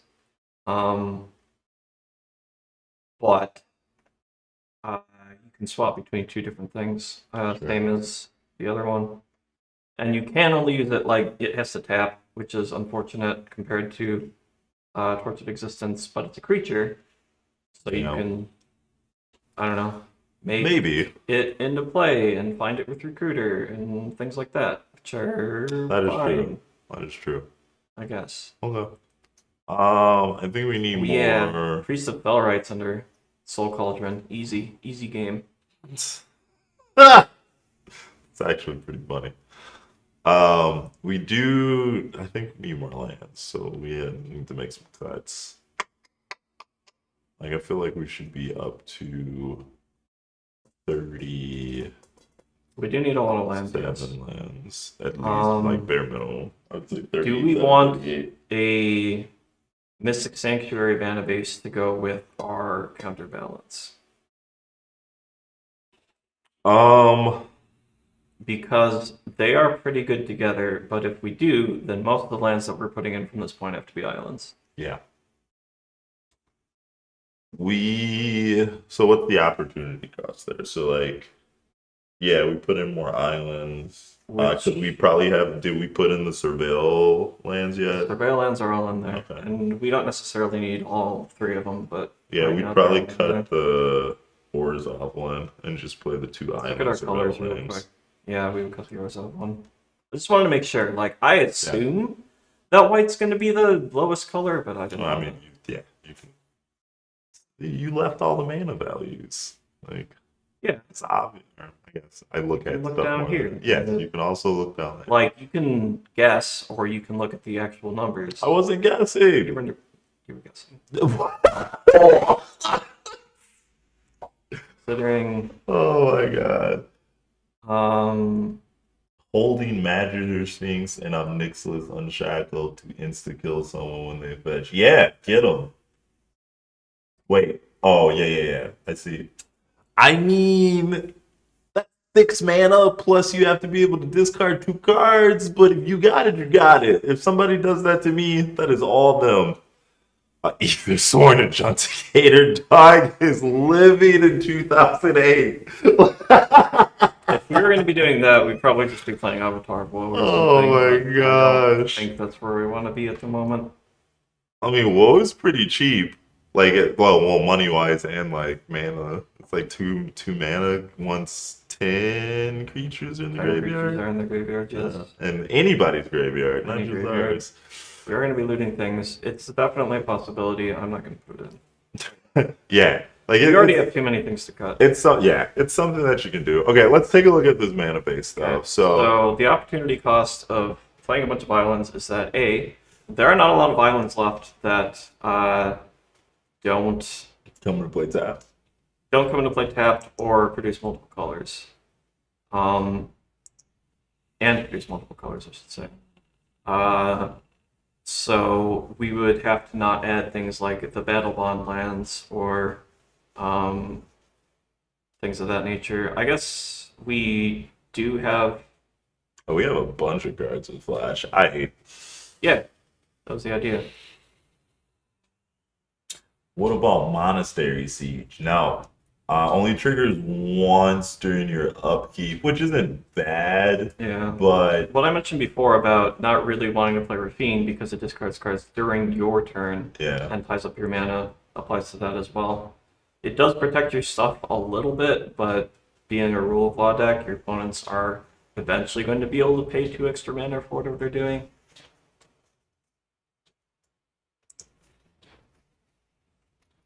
Monument to Endurance. Oh,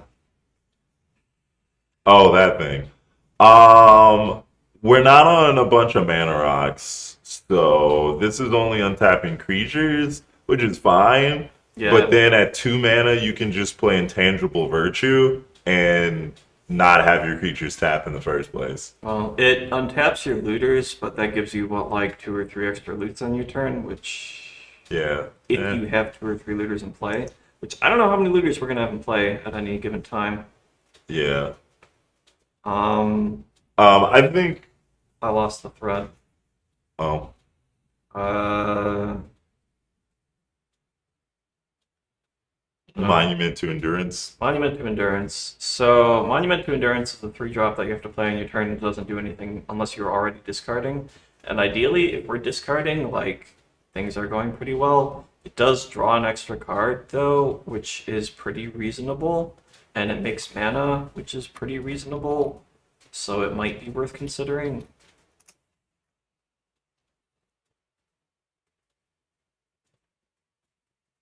It's the blue. Oh, this, bro. Yeah. Yeah. It could also technically win you the game, but it's not really a game for $6. them. What, Cycle Storm? Creating a treasure token isn't the worst. It doesn't really work with Cycle Storm because you only get 1 of each per turn. Yeah, no, that's fine. Okay. Yeah. It's in the maybe pile for that deck. Yes. I need more early game shenanigans. Yeah. But anyway. Monument of Endurance is a maybe. Oh, yeah! Speaking of value that you can get off a discard, have you heard of Circular Logic?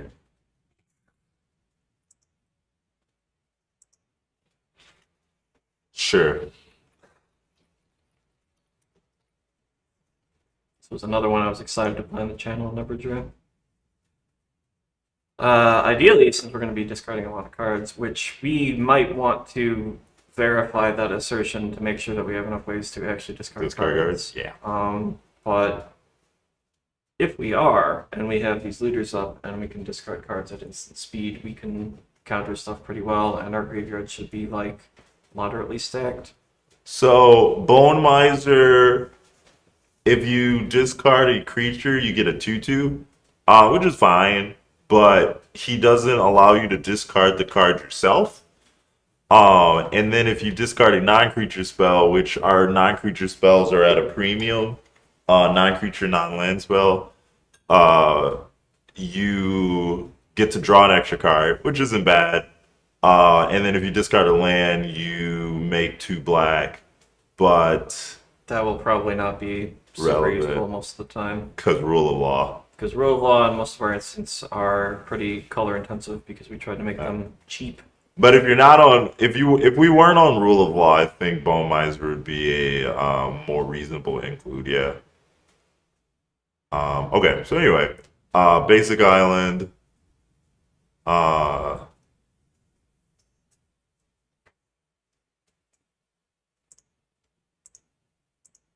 Okay, we have one of each. We can adjust the numbers though. sure. Um, Mystic Sanctuary. Okay, are we going Mystic Sanctuary? Yeah, that's fine. Okay. I don't see why not. Sanctuary, Now, are we gonna do like how many Sunken tap Hollow do and we stuff? want? Yeah. Sunken 'Cause- Hollow Prairie Stream. Oh, that We don't means really we have a would lot of- have to have a bunch of basics. We currently do not have that now. Yeah, so it's probably bad. We could play Rafine's Tower. Refine's Tower is better than the other one, so yeah, we'll probably play Refine's Tower.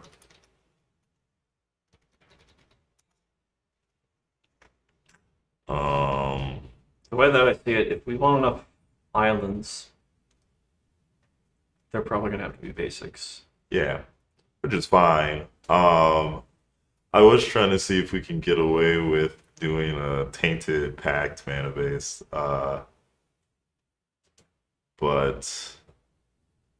that I guess we could. I mean, But you'd have to yeah. you'd have to play a bunch of tap lands, which is not ideal if you want to support Tainted Pacts and Mystic Sanctuary. So, and we still need like one more land, Just one. like one or two. We can put in 2 islands. Otherwise, we could put in one snow-covered island and a prismatic vista. If you want to support Tainted Pact, even though we're. I mean, I don't probably think we're not on that. Yeah. So, I mean, I think this is fine for now. Not great, but add irrigated farmland. Irrigated farmland is decent, especially since it cycles. Since our commander is 2 mana, we do want to limit the amount of spells that we play or lands that we play that come into play tapped to increase the likelihood that we can play them on curve. No, that being said, I don't actually know if a Hashaton is a commander that you play on curve unless you find a 1-drop free discard outlet. So just because you have 2 mana doesn't necessarily mean you play your commander, because then they kill it and then it costs 4 and then you're big sad. So Updating my tags. Dang. Oh, we tried. got 2 creature-based board wipes for you. Magister of Worth. No, Magister of Worth is not a creature-based board wipe. They will never board wipe unless it's Beneficial for them. beneficial for them. Cataclysmic Gear Hulk, on the other hand, is actually pretty funny. It's a good board wipe if you're not planning to flood the board with 4/4 stacks pieces, Yeah. which we are planning to do. Yep. So The best thing that I could think of that is symmetrical, I guess, is like something that gives everything -2/-2, like the oh, maybe we should be playing the thing from Big Score, the thing from Big Score. Harvester of something.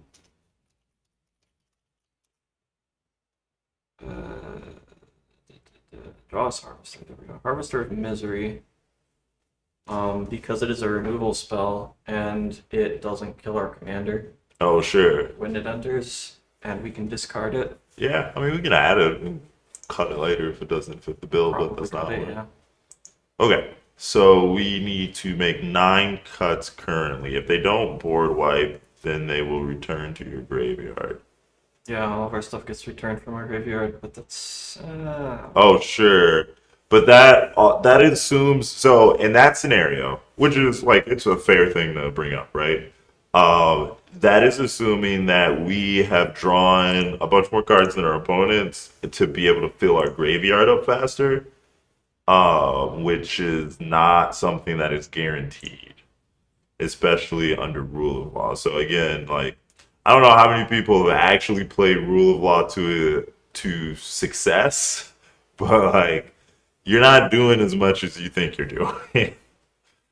um, you want to get these permanent pieces on the field that like do stuff, but if you were, I would say with Magister of Worth, uh, if you were playing a bunch more pieces that mill you for multiple cards at a time, Worth gets better because not only so they either board wipe your 4/4s away, or if they have better creatures and they don't board wipe, you're going to get back all these creatures you milled, which is fine.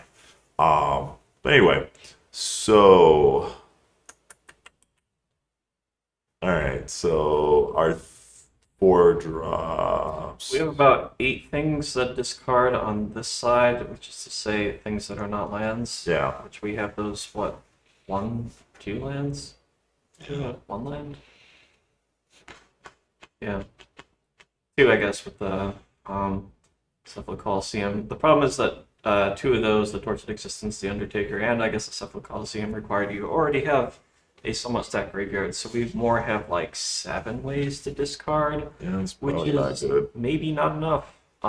We can add something that comes out of the Urza Saga, Currency Converter, because it also adds value to our discards and allows us to loot. Yeah, but it costs 2 mana to loot. Yeah, but that's better than nothing.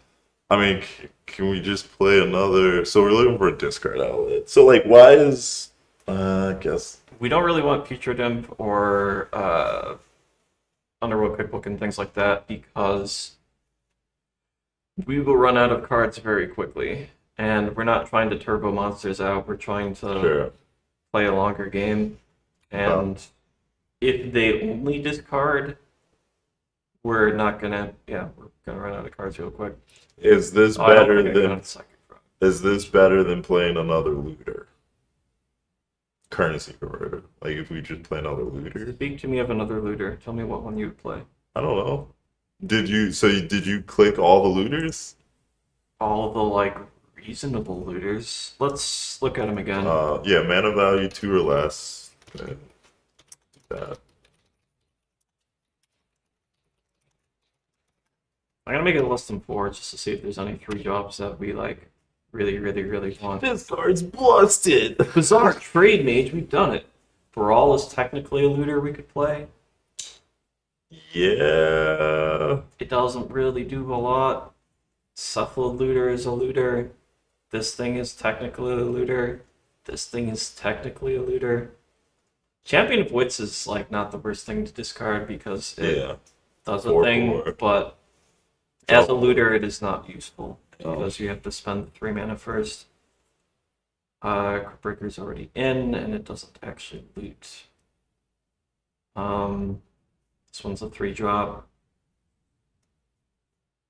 This one you have to pay extra mana, but we could play it. No, I don't want to. Because, I mean, at that point, you're in the same vein as the currency converter. Where we could play Enclave Cryptologist. It's kind of bad, but we could do it. Duelist of the Mind, if we're committing crimes, we can start looting. But again, need to spend mana to do that, basically. To commit the crime? Yeah, but Generally speaking. like we're going to do that anyway. Like with all our interaction, and that's not the Duelist of the Mind is not the worst, but yeah. Gix, y'all small predator. The discarding part of that is not the part that I really think that is useful in this deck. No, but being able to what do you call it? Being able to coastal piracy, I think it's fine. But your opponents get to do it too. But they're not coming at you because you have a bunch of 4/4s. I mean, we don't have any other coastal piracy effects in here, and I would probably play a few of those over that one. Oh, sure. Generally speaking. I mean, Looter Il Core is unblockable. Technically, no, that's 3 mana. Looter Core? Yeah, but then you're doing it on your turn. Discard a non-black card. Gross. Again, with the you don't really want to be doing it on your turn. Yeah, I mean, Because you're otherwise good. Malcolm would be in. Because that card's pretty okay. Yeah. This is a 3-mana one that is like reasonable in our game plan. Oh, sure. It is 3 mana though, which I don't particularly like. Raving Visionary. Ghostly Pilfer is fine. I think that's more of a meta card if your opponents, because like yeah, you get one card off of their commander. But if they're not getting any other cards, and then you can discard a card to make. I guess it is a discard outlet for free. On your turn, yeah. Is it only your turn? Is it a trigger or an activated ability? No. Oh, it is an Yeah. activated ability. Yeah, Yeah, we should probably be on Pilfer. guess that's fine. It doesn't really do anything if you don't do that, but it's fine. Yeah. I mean, Um, because the worst case does technically scenario, draw cards. when you untap, it'll draw, and then like if they happen to cast something, Underworld Breach, blue, blah blah blah, you have the ability to interact. So, but I You don't. could do this, but it only discards creature cards, and you have to discard the card first, Yeah. which is questionable. Um,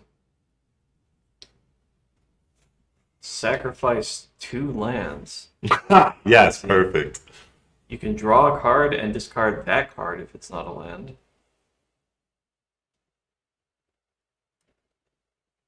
Dream Halls 100% does not feel good because we're on Rule of Law. We're not a combo deck. Yeah. I don't know about Garbo. Calm down. But I do like me Dream Halls, but yeah. not this deck. Dream Halls is better if we weren't on Rule of Law.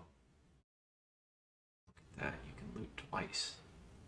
Okay, so anyway, the ancient one did it. Yeah, it costs 4 mana to loot. Yo. We can play Unctus and make our looters better at looting. I Yeah. don't think that's useful. No, alright. Return a land you control to its owner's hand. Because it's a moonfolk. But if we return specifically Urza Saga, we can replay it Or and not Mystic have to discard a Sanctuary. card. No, if it had a non well, yeah, you can loot Mystic Sanctuary too, but what I'm saying is you can trigger the search and then bounce it and play it again and start it over, and also you don't have to discard then. It's broken. We've done it. Anyway, any other cards that seem Discard a card unless that land had a non-basic land type. Yo, sure. Okay. okay. We could play Urza. We don't have that many artifact cards, but we could do it. Go back to the 3-drop. What 3-drop? I assume they're talking about Yeah, we do have Nesting Dughoff this one, in the deck. because this one is The Obsessive Stitcher.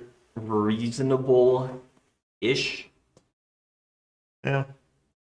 I mean, we can put it in and then cut it, so it's fine. Okay. See what we got. Yeah. But yeah, none of the rest of these are really doing the thing, I don't think. They're all either loot on your turn, or they cost extra mana, or they're 3-drops without sweet reanimation upside. Otterball Elite is actually pretty funny because if it becomes a 4/4, you just do the thing all That's the already in time. here. Yeah, I know, but I'm saying like I agree with that Oh, yeah. thing because you can use both its abilities all the time. It is very funny because you can still copy spells with rule law. So Yeah. if like you counter a spell and someone's like, aha, I will back up the person who played the spell, and you're like, well, I'll just copy it. Vigilance. It does have Vigilant vigilance. zombie. Vigilance is good when you're turning stuff to the aggro life. Okay, so let's do a quick go through. So our 5 drops, like our 10, 9, and 7 drops, and 6 drop is fine. Um, Archfiend of Ifnir, Force of 5 drops are Will. all Yeah. well.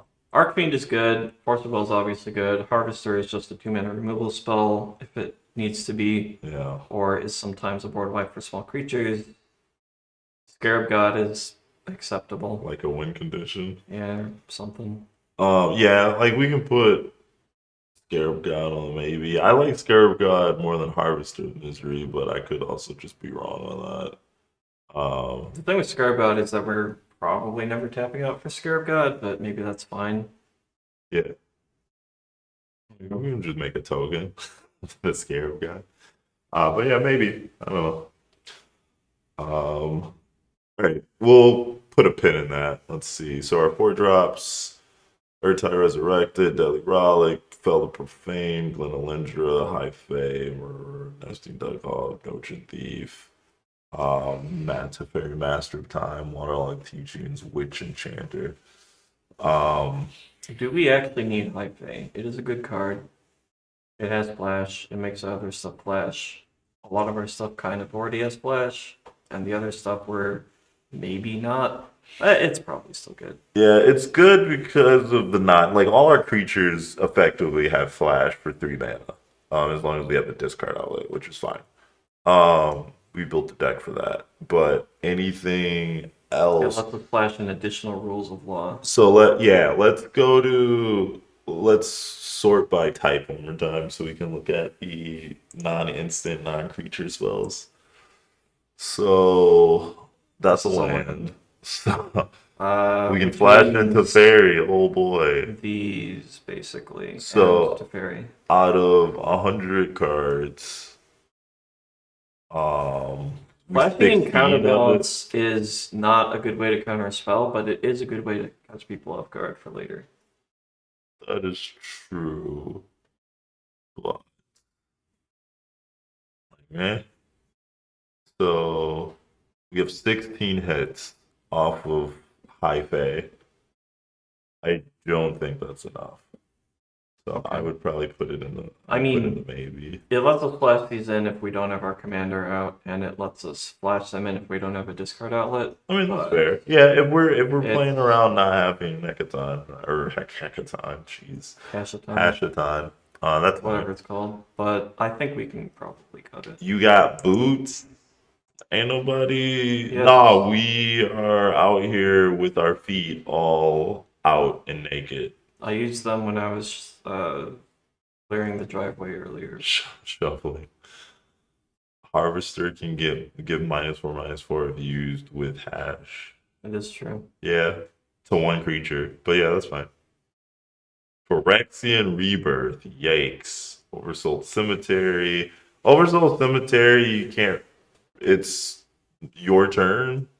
It does return it on your turn. It doesn't discard it all, but Yeah. it is a fine way to do recursion. I think we have enough of that though between Volras, Stronghold, Tortured Existence, Yeah. Undertaker, actual Necromancy, Haunted Crossroads. Haunted Crossroads. That should Yeah. be fine. Okay, let's go back to the mana value thing. That's fine. I Okay, we guess. do have 45. 45 Okay, creatures. let's sort the creatures by mana value, Okay. or sort it. Yeah, 45 creatures. It's kind of a lot. That's- Okay, so. Uh, that's a land. Yeah. I guess some of them are lands. Like 2 of them are lands. Yeah, 2 of them are lands. With Enchanter, Boggart, Trawler. 2 of them are lands. Okay. Crypt Breaker, Esper Sentinel, Dothy. Like, do we need Dothy? What's Technically, Dothy we do not. It does not really contribute to our game plan. It is a reasonable stacks piece, but we don't actually need it.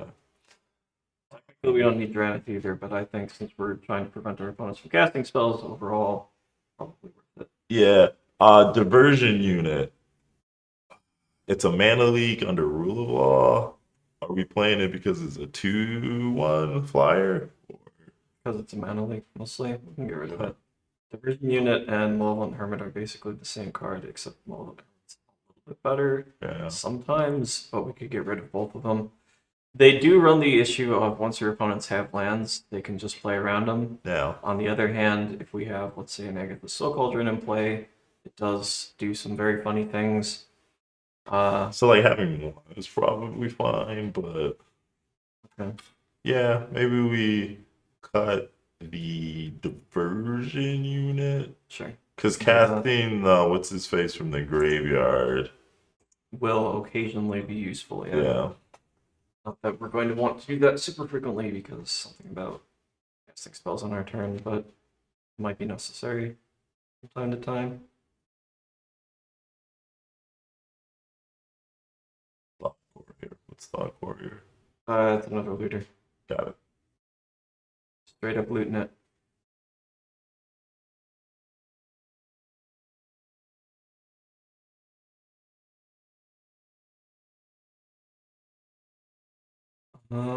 Yeah, but we don't have a bunch of mana rocks. And the reason why we don't have a bunch of mana rocks, Valabar, is for two reasons. One, we're under rule of law, so it's not like you can chain mana rock into a spell anyway.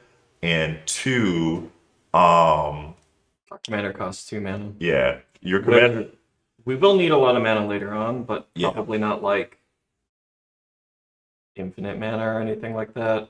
Yeah, Mana rocks, I do like adding a lot of mana rocks to my decks, especially when we are expecting to have a rule of law in play. But the problem is that sometimes you have a rule of law in play, and then you draw Arcane Signet, and then you can either make that your spell for turn, or it sits in your hand. yeah.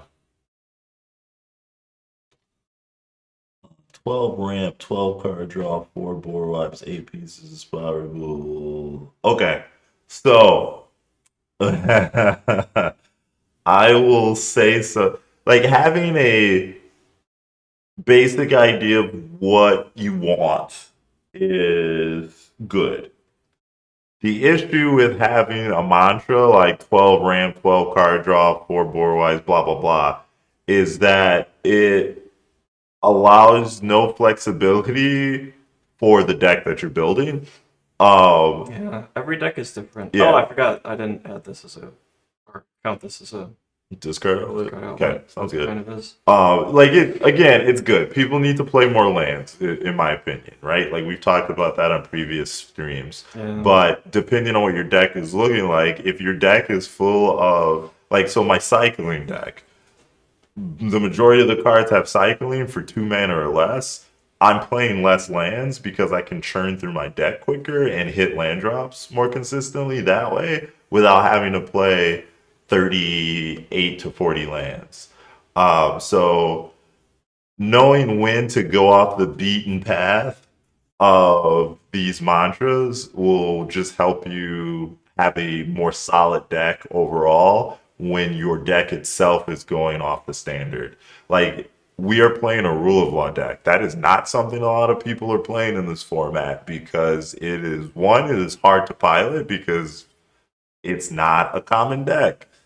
So if you go into this deck with the same mindset as your standard mid-range deck, you will have a bad time. You will make a lot of play mistakes and you will sequence your cards in the wrong way because you are not playing the deck the way it should be played, if that makes sense. Sword of the Animist isn't the worst, but we also have like 4 basic lands, so it is the worst actually. So Five. Yeah, stacks in general is just very hard to play. There isn't Yeah. a lot of room for error. If you play the wrong stacks piece against the wrong deck, it will backfire and they will win the game. Likewise, even if you do play the right things at the right time, a lot of the time, especially when you're playing a commander like this, that doesn't have built-in ways to catch up if people start targeting you, you're just going to people are going to draw cards and then find a way to break your stacks open and then It's Right. basically like you just wasted 30 minutes or whatever. And people are going to target you if you play a strategy like this. Anytime you mess with someone's ability to play the game, they, not all the time, but a lot of times, they will get really upset. Because they came into that game basically with the intention of arms racing. And when you throw a wrench in that plan for any reason, whether you make them discard their hand, whether you prevent them from casting all the cards in their hand when they want to cast them, if you blow up their lands, uh, No one's ever done that in history they of Magic. will get upset. So obviously, rule zero, unless you're in a tournament, then like who cares? You should know what you're coming up against. But just know this deck is going to make you the target because people don't like you messing with their way to play the game. Yeah, I mean, we can probably cut Fear of Imposters. Okay. It is a counter spell, but like It is a counter spell. we have a It's a million 3 mana creatures. counter spell. We have a lot of creatures. I don't know. I mean, Circular Logic and Suspend are both kind of a little suspect. We could get rid of those. It does drop our instant count, though, and I don't know how much of that we want to do. Yeah. Circular Logic. It does have the problem of really only being good if you have already started to set up. Yeah. I guess it's like fine early because even if you only have 2 cards in graveyard, if they don't have any mana open, it doesn't matter. Right. But yeah, it's probably not good enough. I'm gonna keep Suspend for the moment. Solemn Simulacrum all the time. I've tested it. I have not put Solemn Simulacrum in a deck for years. Okay, I'm not on that life, but It's in my Kozilek deck because Corbyn made me put it in there. you needed a 4-drop. I didn't. I never do. Oh man. Is Glenolindra better? It costs a mana afterwards. Yeah, but it's so if you look at better than what? Like what are we comparing? Counterspell creature that we just got rid of. Uh So the thing about Glenolindra is A, it counters 2 spells. B, well, I guess if we flash it into play with our commander, it does not counter 2 spells because it doesn't persist. But as a creature, it counters 2 spells, I guess. And it works with Agatha's Soul Cauldron specifically. We could cut yeah. it though. It's a little medium. I mean we can put it in the maybe pile or whatever. Yeah, I think we put it in considering. We've got Urtai Resurrected for a creature counter spell if we absolutely need one. Maybe we cut Grand Abolisher, but leave the legendary one. I don't But think we want to cut either of those. okay, sounds good.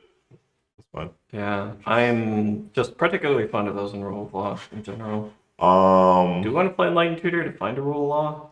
We should probably be on Enlightened Tutor. Undertaker seems worse than Ghostly Pilferer. I don't know if that's true, but it's probably worth taking out. It is good. Like you if buy back the thing, yeah. It's good if you're already doing stuff, which I mean is the whole reason that we're playing Tortured Existence. But it's bad the rest of the time. It's just a 2 mana 1/1 that doesn't do anything the turn it comes into play. Which we already have so many of those. It is cool. I do like it.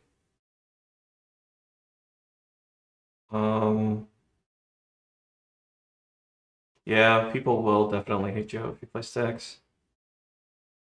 Oh, yeah. Any sort of stacks, you will get slapped upside the head multiple times without question. Maybe not physically, and then but verbally at the least. yeah, gaslit to make you believe that it's your fault for just trying to play the game the way you wanted to play the game. We could take out Harvester. I don't even try it. You gotta cut something. Yeah, we gotta go. I mean, we can also cut the Scarab God for now. Put that in considering. I do like the fact that it just like kills people faster, but like here we It are. does do that. It gives you something to do with your mana. If you're under rule of law, it's kind of card advantage.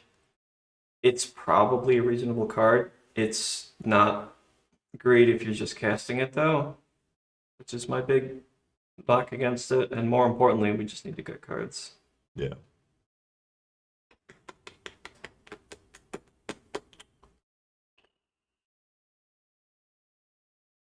How many creatures are we at?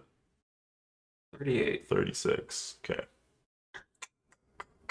I mean, 38 things that we can discard, but yes, 36 things that aren't lands. Now, how do we feel about Aven Mind Sensor?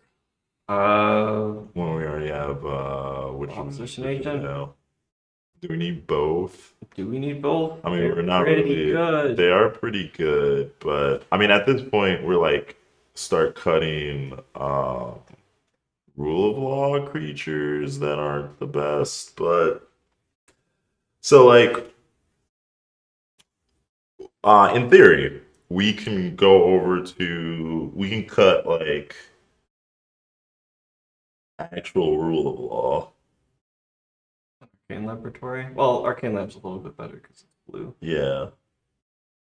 Yeah, we could cut like actual rule of law from this deck, and I don't think that's the worst scenario. Like, I think the creatures are better than the non-creatures because Sure. you can do that. We could cut currency converter since we put in another looter. Yeah. Another 2 or 3 even. It's still a good card, I think. It does just kind of make you treasures and stuff passively, but we probably don't need it.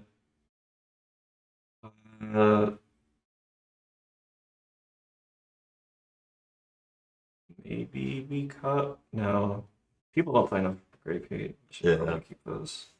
I mean, we can probably cut Soul Guide Lantern. Because like Grave Hate is more of a meta call. If nobody's playing, like if you're going in blind, yeah, play more Graveyard Hate. But if you know your play group isn't out here doing reanimator stuff because they just want to play mono green all the time, like it doesn't. Everyone's got recursion, or they probably should because no one has enough Grave Hate. I mean, also that. But yeah, I guess that's fine. I suppose too we've got like Boggart Trawler. We do have Bogart Trawler, and if we have We enough discard cuts, it and get it back, and yeah, we can do it again. and if we have enough cuts to put Scarab God back in, that is also kind of Grave Hate for 4 mana for only creature spells. But anyway, 2 more. uh, Is this actually good? I like it. Is it actually good? yeah, we have Eidolon of Rhetoric in the deck. Sure. Okay. But sorry, I was looking at that. Do we have Eidolon of Rhetoric in the deck? We do. That's the one that I forgot that you reminded me about. Oh yeah, yeah, we do. Okay.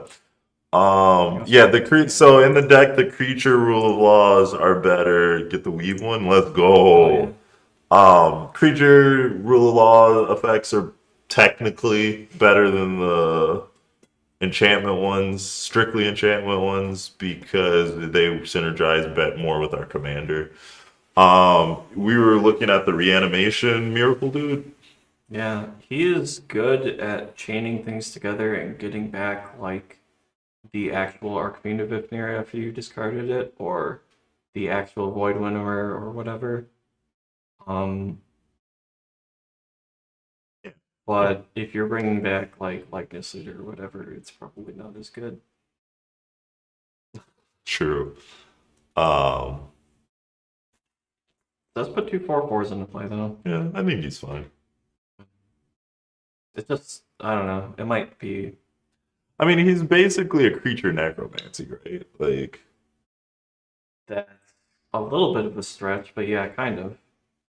well, hold on, what does he do? He just reanimates a thing, right? Yeah, he reanimates any of your creatures, but Yeah. So what's the difference between that and necromancy? Necromancy works without your commander and or without having miracled it. Sure. And this is yeah. But if you squint hard enough, he's a creature Sure. necromancy. Fair. Like, it's fine. Do we need extra necromancy? We could probably put that in the maybe pile. I Okay. guess again, medical. How much is your commander getting slapped? Um, Yeah. but plain stuff like the other thing, rule of law itself puts a takes off some stress from your commander as well because people like you force people into a decision pattern where they're like, do I play this card or do I kill his creature or her creature or their creature? Like, Forgot to add the fairy to the things of discard. We have a little bit more than I thought. okay. So yeah, your commander probably won't get with how this deck is set up, your commander probably isn't going to be as smacked around as you think it will be, because they have to choose between casting literally anything else or casting a kill spell.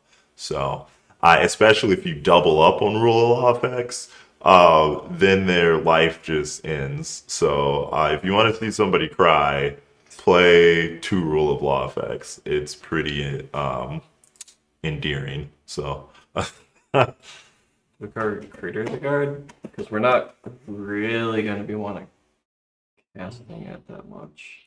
I think so. It gets silver bullets, but what silver bullets does it get? It gets Notion Thief, it gets Dove Hog, it gets a land. Um, Well, this is also Disenchant, which yeah, is yeah, reasonable. Yeah, Disenchant. It's it a gets discard outlet. It yeah. gets a reanimation spell. I think it's fine. Okay, it gets a rule of law. Yeah, it does get a Got rule it for of law. Sentinel. We could cut Esper Sentinel because it's only good with our commander, so I guess we can try that. I mean, it's good turn one It because is it will slow people down or give you cards. it is good turn one. I guess we look for one other cut. It's not that. We could, since you didn't count Teferi, maybe we can cut a looter. Whatever we determine the worst looter is, we could probably cut that. Let's go to mana value, like as a whole, and we can 16 3 drops, 9 4 drops, 22 2 drops. Yeah, we can probably cut a 2 drop. We do have kind of a lot of 2 drops, I guess. So what is the worst 2 drop? Chat, what's the worst 2 drop? I mean, it's probably Thought Courier or Merfolk Leader. They're just looters. Uh, Technically, we only have 21 because Razorgrass ambushes. We can. Matt is not a monster like me. So he has different categories like that. I just build my decks, so like I know what's what. Yeah, unfortunately, with the way that this is set up, I can't tag things because this is technically the channel's account, and I'm using my account to edit it. Oh sure.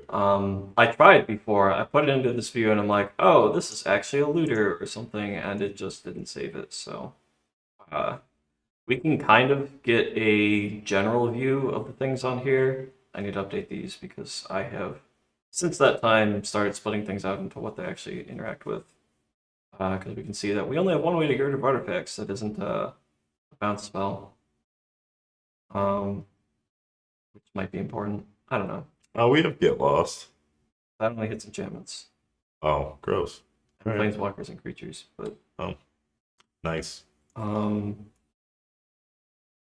yeah, and this is a land as well. Which is notable, I suppose. Yeah, that is notable. We could play that plane cycling angel, Yes. but again, what are we gonna cut for that? Because that's another 7. Yeah, but it cycles, so Yeah, that's fair. it's probably okay. Yeah.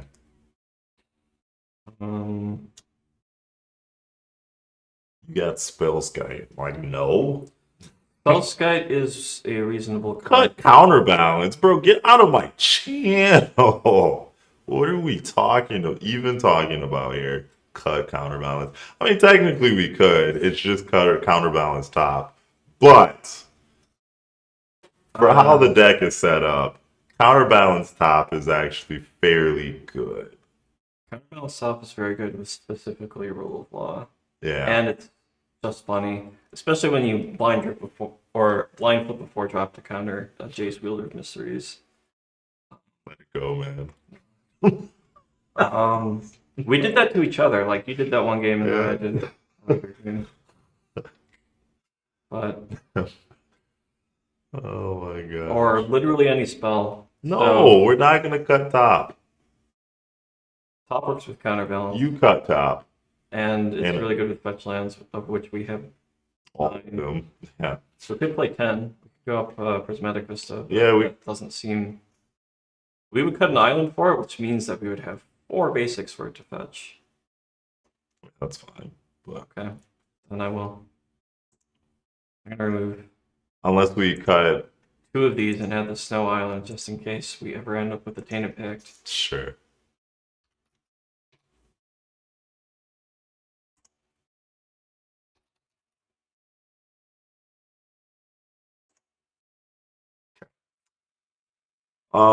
Anyway.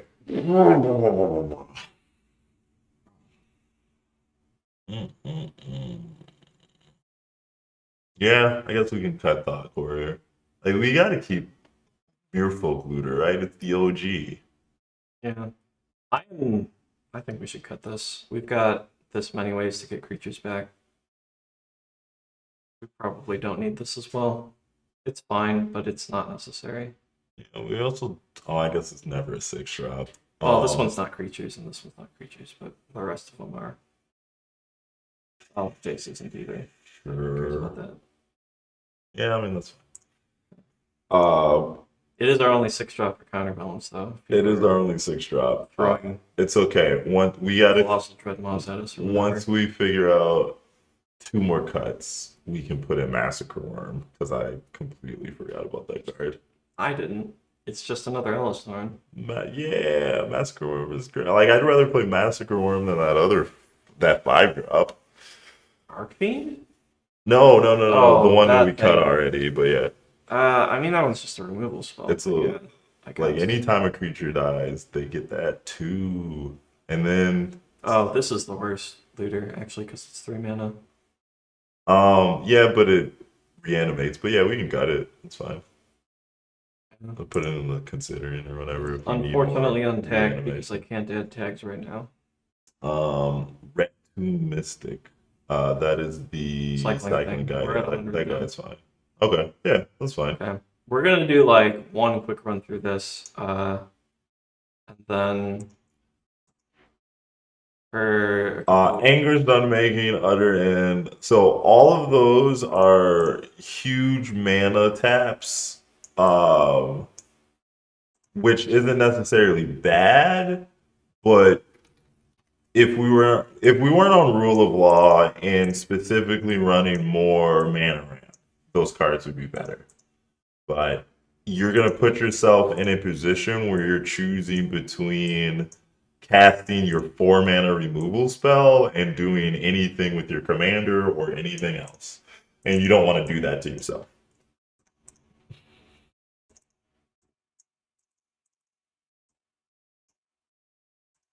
we have no way to discard or rule of law on turn 4, which is unfortunate. Maybe this hand's just not a keeper. That hand, I would not have kept that Probably in. not a keep. Yeah, this one's got a rule of law and it's got a looter. It's only got 1 land. One land though. You could pray and do Mystical Archive. Yeah, I think that's probably But- worth it because if we do get to 2, we've got a looter Yeah. and a cycler. We'll keep this and go get Like it would be Mystical Archive. meticulous Or Archive. Meticulate, that's what it is. Even though Show we don't me get not to a land. Get that bro out of here. Show us the land. Yeah, buddy. We've done it. At this point, we can either choose to play Jace or Rule of Law or our commander. And I think of these, we would probably play Jace. Yeah. And then I would play. Yeah. Oops. On the next turn, Yeah, get rid of that. Powerful Dude. looter. Yep. out. And then play that. Oh, wow, we've done it. At this point, if no one's doing anything, well, Well, I I guess we bleed first, Yeah. yeah. Ugh. Rouge. I would cycle the Archmage here to try to get a land drop. Like, honestly. Because you're, like, playing your commander. What does your commander do when you don't have 3 mana? If we draw any land next turn, it will allow us to put something sweet into play. Okay. Sure. We get to draw 2 cards because of the loot. It's Yeah. like Fairly likely to happen. reasonable. Yeah.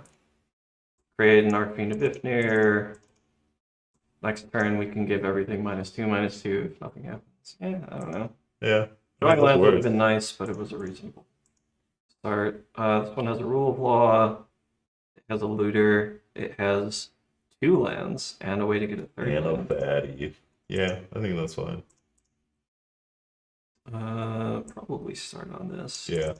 No reason not to. Cut Mental Misstep. Anguish Unmaking is 3. Yeah, Anguish Unmaking is 3 mana, but Utter End is 4. Like, anything over 2 mana is going to, when you, so anytime you discard a creature, you have to pay 3 mana to make a token with your commander.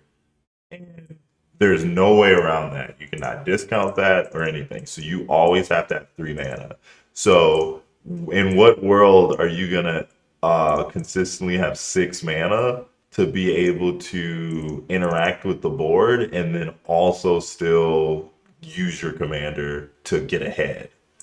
That is the issue. Again, if you were playing more of a mana focused deck, mid-range deck, so on and so forth, like Anguish Unmaking would be fine. I don't think it's a bad card, but I think it's bad for what this strategy is trying to do. There's a commander sub for Hash. Like Reddit? I mean, isn't there a commander's subreddit for like everything? That's pretty cool. If I was going to continue to play this deck, I'd probably think about joining it, but probably not because I'm not looking to take this to tournaments. Yeah. I might build this deck or something like it at some point. And like, if there's a subreddit for Hashaton, I mean, I'm sure they're on like Hash's Oracle, Thassa's Oracle and Lots of Oracle stuff. stuff. Which, I mean, if you want to build the most competitive deck, Yeah. you can do that. Go for it. We will not stop you. This is a turn 5 Hashaton into loot create something Yeah. with Rule of Law in play, and this, I guess, because I have nothing else to do with the mana. You get an Angel of Ruins and wreck people's night. Or that. Blue Wizard. Or that. Tap, discard, draw discard. If it's a creature, make a token that's a copy of it. It doesn't discard, it puts it into exile, actually, which is not something that interacts with our commander at all. If we were on huge creatures, that would be a alternative to our commander to get whatever creature it is. Steamy. But it doesn't interact with our commander at all. It's Arcane Artisan, by the way. Rule of Law, Looter, 1 land. Yeah, I mean, you draw a card and you can get a surveil land. So, yeah. Easy, never done have it. Doesn't produce colors, but it's. I mean, you just need the Well, archive. So, do you start on land map, or do you archive into Magistrate? You archive in a magistrate, like 100%. Well, actually, I guess it depends. If you're depending on your turn order and the mana value of the commander you're going against and what's happening. Like, obviously, if somebody plays a Soul Ring and they're like, "I'm gonna go do this," you want to get Magistrate out as soon as possible to lock them out of their commander. Polywog. Potentially at We this could point, potentially or one play of the looters. Polywog, but I would play Magistrate into a looter. Yeah, in the blind, that seems. We are going to lose Urza Saga. in a Yeah, second, but we're gonna but gain a Soul Ring, so it's fine. That's true. How do you remember that? Who plays Arcane? It was a legacy show and tell sideboard card for a minute, and I played show and tell and legacy when that was the case. I have a foil and 4 other copies or something. 3 of which were intentional. I think I opened another one. Yeah. That's how I remember that. Well, the other way we remember whack cards is to We've played do a lot stuff of like Magic. this. We've played a lot of Magic, and we've played a lot of Magic off of the beaten path of what people say is good and what's not. So being able to be flexible in your thinking when it comes to deck building is just one going to make you a better deck builder, but also it'll allow you to Think of random cards that no one cares about or has thought about in years. also that.